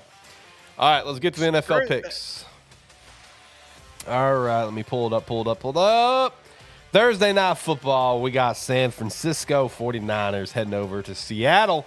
Who we got, boys? I'll take Seattle. San Francisco's been really struggling here lately. Okay, all right. I've also got Seattle. Give me San Fran in a bounce back game. Let's get it. Here we go. The game of my two teams, baby. This is going to be entertaining to watch in London. So Jags second home, Jacksonville and Chicago. Give me the Bears. Yeah, I'm actually going to take Jacksonville in this case for the simple fact is that I think they're going to figure things out after starting 0-4. No offense to Chicago's. I think Chicago's a better team, but Chicago's going to have a letdown week, and I think that's going to be it. Sorry, Alex. If it is, I win either way. That's the plus side with this game for me. Man, I like the looks of, Trevor Lawrence to Brian Thomas. Not going to lie. True. But I think Chicago's a better team. I give it to Chicago. Hey, there we go. Tampa Bay and New Orleans. Give me the Bucks. Yeah, I'm also going to take the Bucks here. Too bad that Derek Carr could be out for a while. That's true. Give me the Bucks, but I think Spencer Rattler, like I said earlier, is going to spice it up some. Oh, okay. He's one of the ugliest people. He is one of the ugliest people known to man. Whoa. And he's ugly. That's one of the ugliest dudes I've ever seen in my life. Whoa. Uncalled for. It goes between him and Joakim Noah. So I'm just telling y'all right now, they're two ugliest men I've ever seen in my life. Whoa.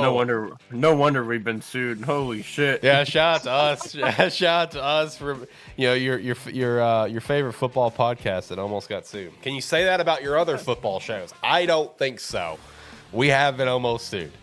And it's like every week, man, we have the ticker down on the bottom, and I have one moment of the ticker that says, "Will Ricky say something to get us canceled today?" Find out. Stay tuned to find out. It never fails.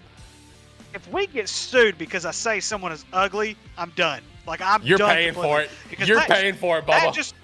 That just tells me how weak America is, ladies and gentlemen. It's the That's- home of the free, freedom of speech. They're Look, ugly. Listen. I Look, paid. Oh, there it was. The Ricky cancel thing just passed us. Look, I paid the last one. All right, you got this one, Bob. If we get, Hey, like we said earlier, that's coming out of your teacher's salary. God damn it. yeah, that's coming out of your pay, Bubba. I ain't paying that one again. Once I get that form sent to me via email, like I did last time, Bubba, it's all you, man. You handling that one. I'm gonna forward it straight to you. It's like, hey, the email that I got from who I got it from. It's like, hey, Pat, pair up with your attorney on this. You can pass this off to your attorney. They can chat with us. When I see that, I'm like, bet, Ricky, here you go, bum. You go through this and you handle it. You're being sued for defamation. All right, let's move on. Arizona at Green Bay. I'll take the Packers. I was 50-50 on this when I was literally sitting here selecting my picks. I went from Green Bay to Arizona, back to Green Bay, back to Arizona, but I am going to go with Green Bay. Go, Pat, go. Give me the cards. I like the cards here. All right, Indy and Tennessee. Give me Joe Flacco. They almost had a hell of a comeback against the Jags there. Give me Joe Flacco and the Colts. Same. Yeah, same. Yeah, Tennessee's bad. I'm surprised they're 1-3. True. Cleveland and Philly. Give me Philly. Give me Philly. I really want to pull the upset on this one, for the simple fact is it can't get much worse in Cleveland, but it's probably going to. I'll take Philly. Houston and New England. Give me Houston. I feel bad for Drake May this weekend. Give me Houston. Yeah, but Houston's defense isn't that great though. I don't think it's going to be as bad as what you think. New it would England's be. line is terrible though. But that's the thing though. Their line is terrible, and they're just not very good. But it's not as bad as what I would put. It's not like they're going up against Kansas City. Yeah. Yeah, Houston's going to win the game. But I'll yeah. Washington and Baltimore. Give me the Ravens. Give me the Commanders. Ooh. Ricky. I want to take the Commanders on this one, Shane, but this is on the road. Baltimore has really started to figure things out, and I think defensively, Baltimore is going to be the best team they've played so far. This is going to be a test game. I pray that you're right and the Commanders win. Give me Baltimore in this one. Chargers coming off their bye, I believe. Going to Denver. Give me the Broncos. Give me the Broncos. Yeah, I've actually become a believer in the Broncos. Now with Bo Nix, hopefully Bo Nix will continue, but Bo Nix has to play well in order to win this football game. If he does not play well, it's not gonna be pretty. But I will take Denver. Give me Denver. Pittsburgh at Vegas. Unfortunately, it looks like Minshew Mania has come to a close in Vegas. Aiden O'Connell's starting this weekend. So give me Pittsburgh. Yeah, and it's like I said, it's the Raiders being the Raiders once again. It's no different from Oakland than what they are in Vegas. It's absolutely pathetic. But like you said, it's come to an end. Give me Pittsburgh. Give me the steel curtain. Atlanta and Carolina. Atlanta, move on. Yep. Atlanta, move on. Detroit and Dallas. Give me the Lions. Yeah, the Lions though they've played some pretty close games too, but unfortunately, it's the Cowboys. They're going to be the Cowboys. It's okay, because my Commanders are still going to be number one in the division after this week anyway. We're good. You just gonna ride with that and say you call Give me the it. Lions. Exactly. Cincinnati and the Giants. Oh, buddy. Give me Cincy, I guess. You know what? Since you guys give Daniel Jones so much crap, 'Cause he I'm sucks. picking the Giants. We'll appreciate that free pick. Give me Cincinnati. All right, Buffalo at the Jets. Give me Buffalo, but I feel like this could actually be close. I'm actually going to flip my pick, guys. I was joking. Anyways, yeah, I'll take Buffalo. Give me Buffalo. All right, let's get to college picks, boys. Let's get to college picks. All righty. All right, let's get through it. Coastal Carolina at James Madison. Give me James Madison. You know, James Madison lost to Monroe this past weekend, and it was a very close ball game. And I know Coastal Carolina is very, very good, but I hate to be Coastal Carolina right now because James Madison should win that football game. Give me James Madison. Middle Tennessee State at LA Tech, one of the candidates for a terrible game of the week we had. Give me Mid-10 State. Give me, what was that? Who was that? Is that the Blue Raiders? Blue Riders? Blue Riders. Blue Raiders. Riders, whatever. Give me La Tech. Yeah, I mean, this one's going to be interesting because, like you said, both these teams are absolutely pathetic and horrible. And La Tech does come to play Arkansas before too long, and I think they're going to need a little bit of motivation. I'll take La Tech. Memphis at South Florida. Give me Memphis. I'm taking South Florida. Memphis has really struggled as of late. South Florida's on the up end. I'm going to take South Florida. I'm taking Memphis. Okay. Utah at Arizona State. Give me Arizona State at home for the upset. No reason behind it. I'm just feeling spicy on it. This was one of the games that Brad and I also picked from, and I picked Arizona State because of the same reason. They're at home, and they are much better. Utah State does not look very good right now. And both of them are 4-1, by the way. Yep. Give me Utah. Next up, we got some Ivy League play here. We got Dartmouth and Yale. Give me Yale. Yeah, Yale's a good one. In the words of the great Eric Matthews off Boy Meets World, give me Yale. Give me Yale. All right, South Carolina and Alabama. Give me Bama in a bounce back. Are you gonna call South Carolina, Ricky? You know you want to, Bubba. I put this game in here just for you, Bubba. I want to so bad. Do it. Call the I Cox. want to so bad. Call the Cox. Oh. Give me South Carolina. I'm taking South Carolina. Here we go. Give me Bama. If South Carolina wins this game, they may just fire DeBoer before he leaves the stadium. Oh, my God. They should have hired him.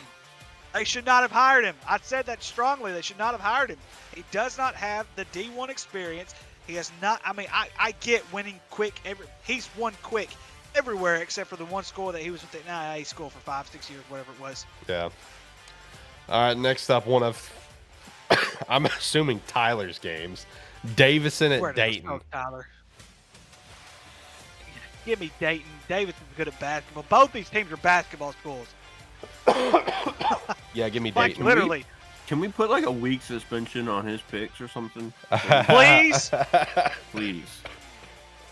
And what is this crap? He wanted to come back to ATFS. He's been on one episode. Come on, man. Yeah, I was giving him shit about that earlier. It's just like, dude, you haven't been back on since the season kicked off. And he's giving us picks like this. He's just here to watch the world burn. Give me Dayton. Give me Dayton, and it might as well be St. Mary's Blind School against St. Mary's Deaf School. All right, Wisconsin at Rutgers. Give me the Scarlet Knights. Yeah, Wisconsin's coming out of their shell, though. That's the thing. Really coming out of their shell. But you know what? I ride with Vanderbilt. I'm going to ride with Rutgers. Give me Rutgers. I actually moved my pick over. I was Rutgers, but I'm going to Wisconsin. That's fair. All right, next up, Washington at Iowa. Give me the Huskies. Give me Washington.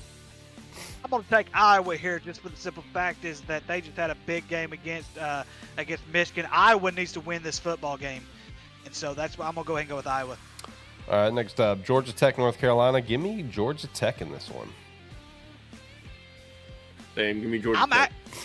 This one's tough for me, though, guys, because North Carolina knows how to score, and they throw the ball quite a bit.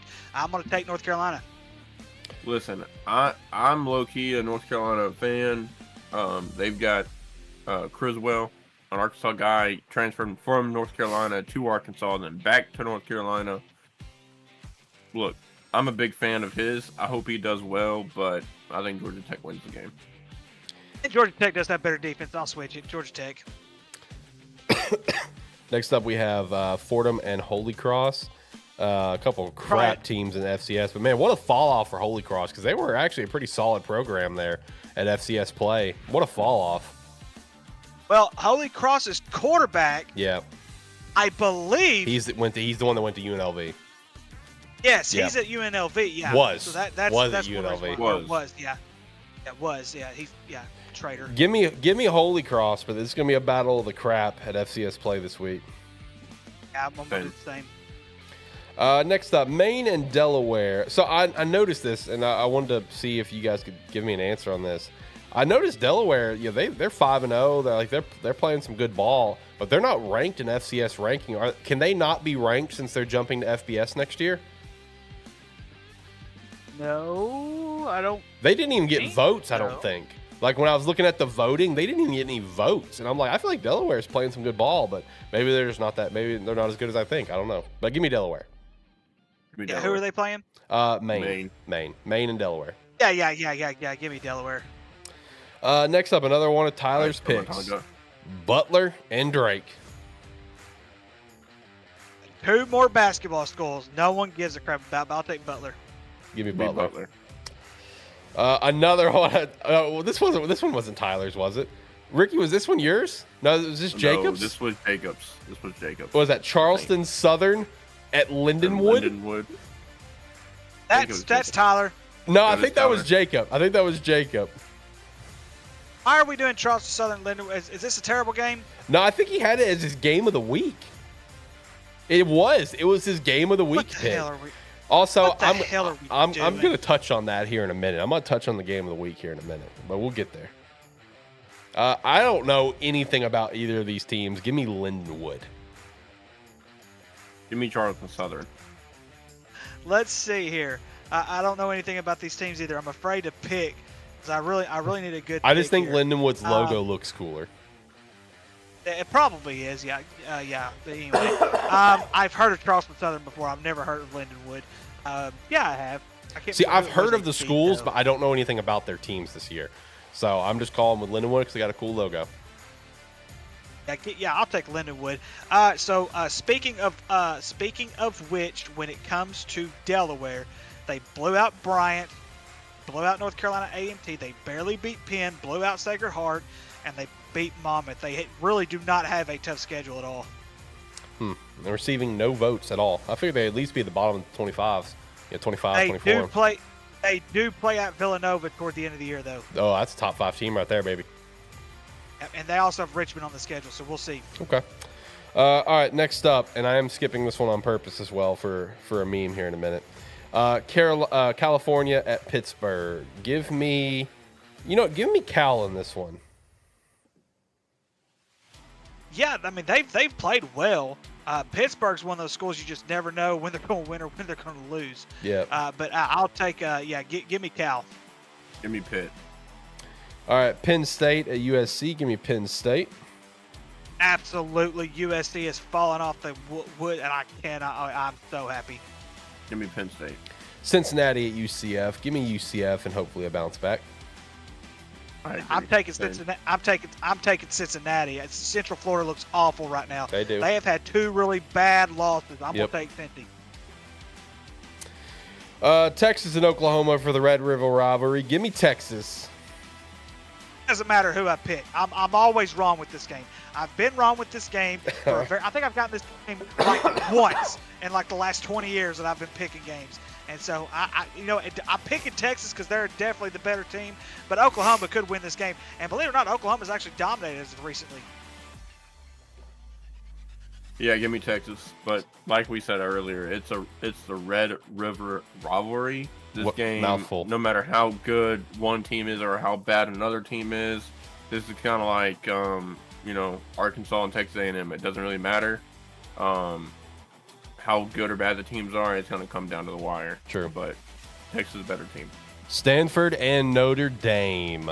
I am not a believer in this Notre Dame team, but Stanford is not a top-tier program right now. How you guys feeling on it? Listen, I'm just going to say college football is better when Stanford is good. I hate seeing them the way they are right now. But I'm going to go Notre Dame. don't want to pick Notre Dame to win this game, but I have to. Okay. Give me Notre Dame. Give me Notre Dame. Next up, we have Ohio and Central Michigan. Just because, fuck Jacob, he makes me mad. Give me Central Michigan. For context, he's Ohio in our dynasty right now. So fuck Ohio. Give me Central Michigan. Give me the Chippewas. I agree, and that's the whole reason why I'm also going with the Chippewas of Central Michigan. Fist bump. Other way. Yeah, Other way. There we go. Boom. I also think Central Michigan's a better team this year. Ohio has actually slipped quite a bit, and so they've slipped quite a bit. All right. Next up, Arkansas State, Texas State. You know, I don't think they've dubbed this as a rivalry game yet, but they need to. I think this would be a fun rivalry game for Arkansas State. No, because there's more Memphis than anything. If they ever. Well, that's already an established one, but that's like Arkansas State's only rivalry, I'm pretty sure. Like only notable one. So it's like, let's just look, if Arkansas can pull out a random rivalry out of their butt with the battle line, they can do Arkansas State, Texas State, all right? Time out. That was not Arkansas. That was the SEC pushing it. I'm aware. So the Sun Belt can push this. And frankly, it may be a better rivalry than Arkansas and Missouri. So yeah, facts. I don't know. Give me Arkansas State in this one. I'm going to take Texas State because Arkansas State's offense is not near as good as what it was last year. And for the simple fact, this is at Texas State, even though Arkansas State did score 70 points against this team last year. But I'm going Texas State. You know, I've been hounding on Arkansas State not being as good as people think they are, and you've been giving me shit all year about it. And the one time I'm picking Arkansas State, you're going to pick against them is absolutely freaking insane. Go Red Wolves. Yes, you have. Crap about it. And go back to the preseason rankings when we were doing each conference. I dogged on Arkansas State, and you and Jacob gave me shit for it. What, dogging on our? Oh yeah, yeah. Because I didn't think they were going to be very good this year. Not like they were last year. Go back and watch. Watch the tape. It's called a fair evaluation. Jacob picked them to win the conference. I picked them to go 8-4. Watch the tape. Roll back the tape. All right. And I don't know. Hang on, one more. And if my memory's correct, sir, you said they would play a close game against UAPB last year, and they beat the crap out of them. I told you they had 0 chance. Okay, let's move on. All right, Washington State, Fresno State. Give me the Cougs. Give me the Cougs. The Cougs should win this game pretty easy. Cougs. All right, Nichols at Incarnate Ward. This is going to be a very good football game. I don't know who to pick here. I'm going to pick Incarnate Ward. Yeah, Incarnate Ward. Yeah, it is just for the simple fact is Nichols has not really lived up to that potential they had, but they've also played a very, very tough schedule. Would not surprise me if Nichols wins it, but I'm taking Incarnate Word. Same. Ole Miss and LSU. Give me LSU at home. I'm taking Ole Miss. Hold on. This will. Hold on. Give me 1 second. I'm gonna pull a Ricky here and do a 10-second little research here.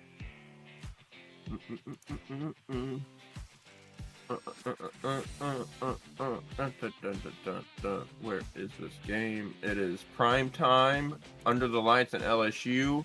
Give me LSU and Death Valley. Yeah. Sorry. You make a good point. LSU. You make a very good point. I'm taking LSU. I didn't even think about that. You make a very good point, sir. Good job. God, this cough is pissing me off. All right, next up, Vanderbilt and Kentucky. You know who it's about, baby. Give me Vandy. Come on, Ricky. The biggest issue I have with picking Vanderbilt out, Kentucky's defense is so good. Give me Vandy. Kentucky does not have an offense. Give me the Commodores, baby. Vanderbilt, you know who it is. I was about to say, they just got done beating Alabama. Their water boys are 5 stars, okay? Ha. Give me Vandy. Yeah, here we go. Which is why it's the greatest upset in college football history. All right, Kansas State at Colorado. taking Colorado. I am too. I Give me can't believe I'm the saying that. Buffaloes. I can't believe I'm saying that because this team looked like complete garbage the first couple of weeks, and all of a sudden they look like one of the top teams in the country. Give me Colorado. Oh, here we go. All right, three-peat. All right, next up, we're at our game of the weeks. So first, let's do FCS game of the week, which I think this is the first FCS game of the week. Really the first game of the week in a long, long time where I had to just flat out overrule the votes because no one put this game in, and it's clearly the best game on the slate this weekend. No one put this in. And I'm just like, bro, this is a battle of the two top teams in the FCS, and no one picked it for game of the week. I had to overrule everyone vote on that one, so I apologize. And that is Idaho at Montana State. I think Montana State is probably going to be the one to walk away with the dub, but give me the Vandals. I'm going to ride with them.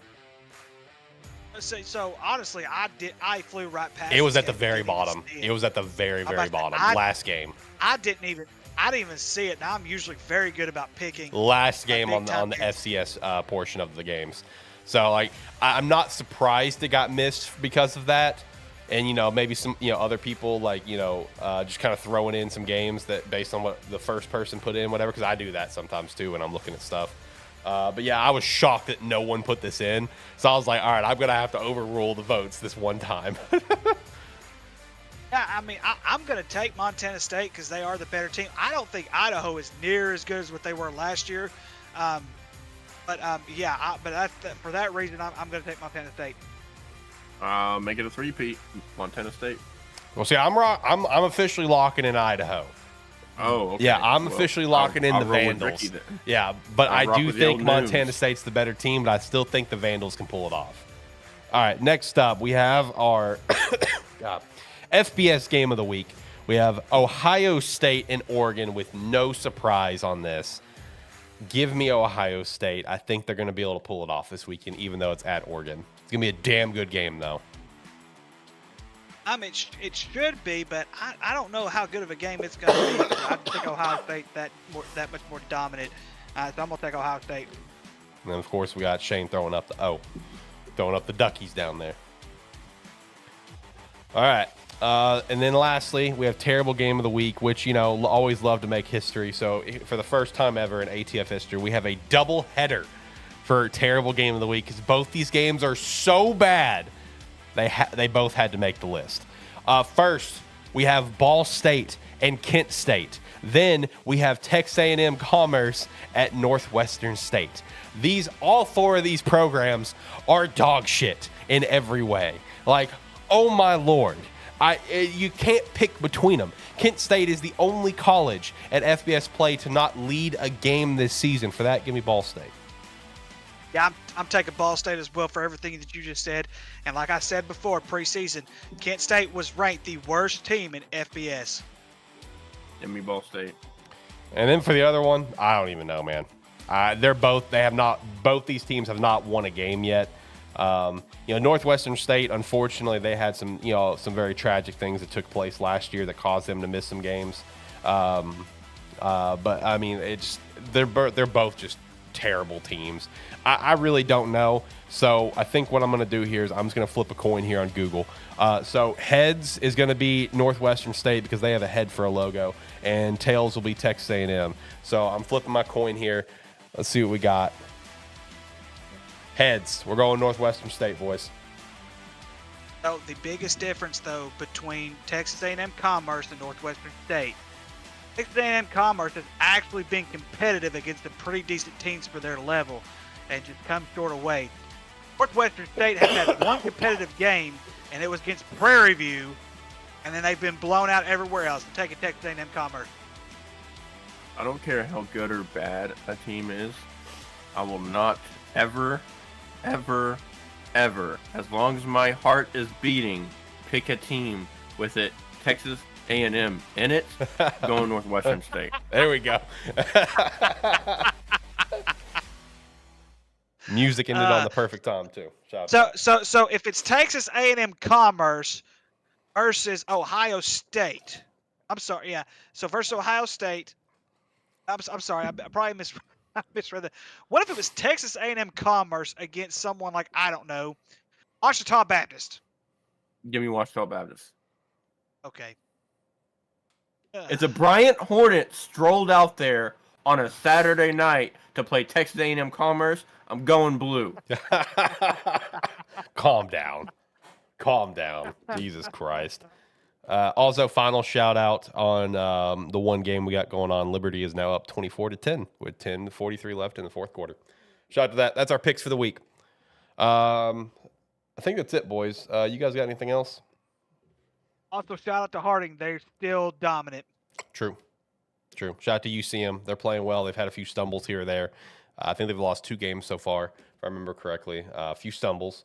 But I think we can get it together. I think they can get it together. They'll figure it out. Shane, you got any shout outs? Nope. Okay. Just got 3 words for you. Woo, pig, suey, baby. Got a bye this week, so we ain't got to worry about losing. But hey, has your sister's brother, has he gotten any playing time yet? No, he's redshirting this year. Oh, I think you've told me that already. Yeah, he's redshirting this year. So that's how he was apparently able to even come down this weekend. Because like when I was told he was coming down, I'm like, doesn't he have to like be there? No, he doesn't have to be there. So no, he's redshirting this year. Honestly, like I mentioned earlier, dude's just bulking up. Like obviously same height, hadn't grown in the height department, but man, he is bulking up, which he needs to. If they're going to keep him down at the defensive line, especially interior defensive line, he needs to keep bulking up, man. He was already a big kid as it is, but hey, man, just keep bulking up, keep grinding. I noticed that when it comes to all the captains for UCM this year, 2 of them are from the defensive line room. So look, anything he can soak up, needs to soak up for sure. And he'll be a superstar for the UCM Mules here in a couple of years. Shout out to that. All right, boys, music's playing. Last thoughts here. We're getting out of here. Yeah. Shout out to Tucker Kraft, the greatest tight end ever. Hey, on a roll, baby. Couple weeks in a row. On a roll, man. 4 catches, 88 yards, 2 tuds. Man, on a roll, Bubba. Shane. He beat him by himself. Last thoughts, my friend. I've already said my last thoughts. All right. Woo Pig Suey, he said, was his last thoughts. So shout out to that. Ricky, have a good one. Shane, have a good one. Shout out to Agent Inc. Shout out to Rogue Energy. Shout out to the Discord. Be a friend, tell a friend. Hopefully we'll be back next week and not take a random break if someone's sick or we have a lot of stuff going on. Have a great weekend of football. It's going to be fantastic. Bye.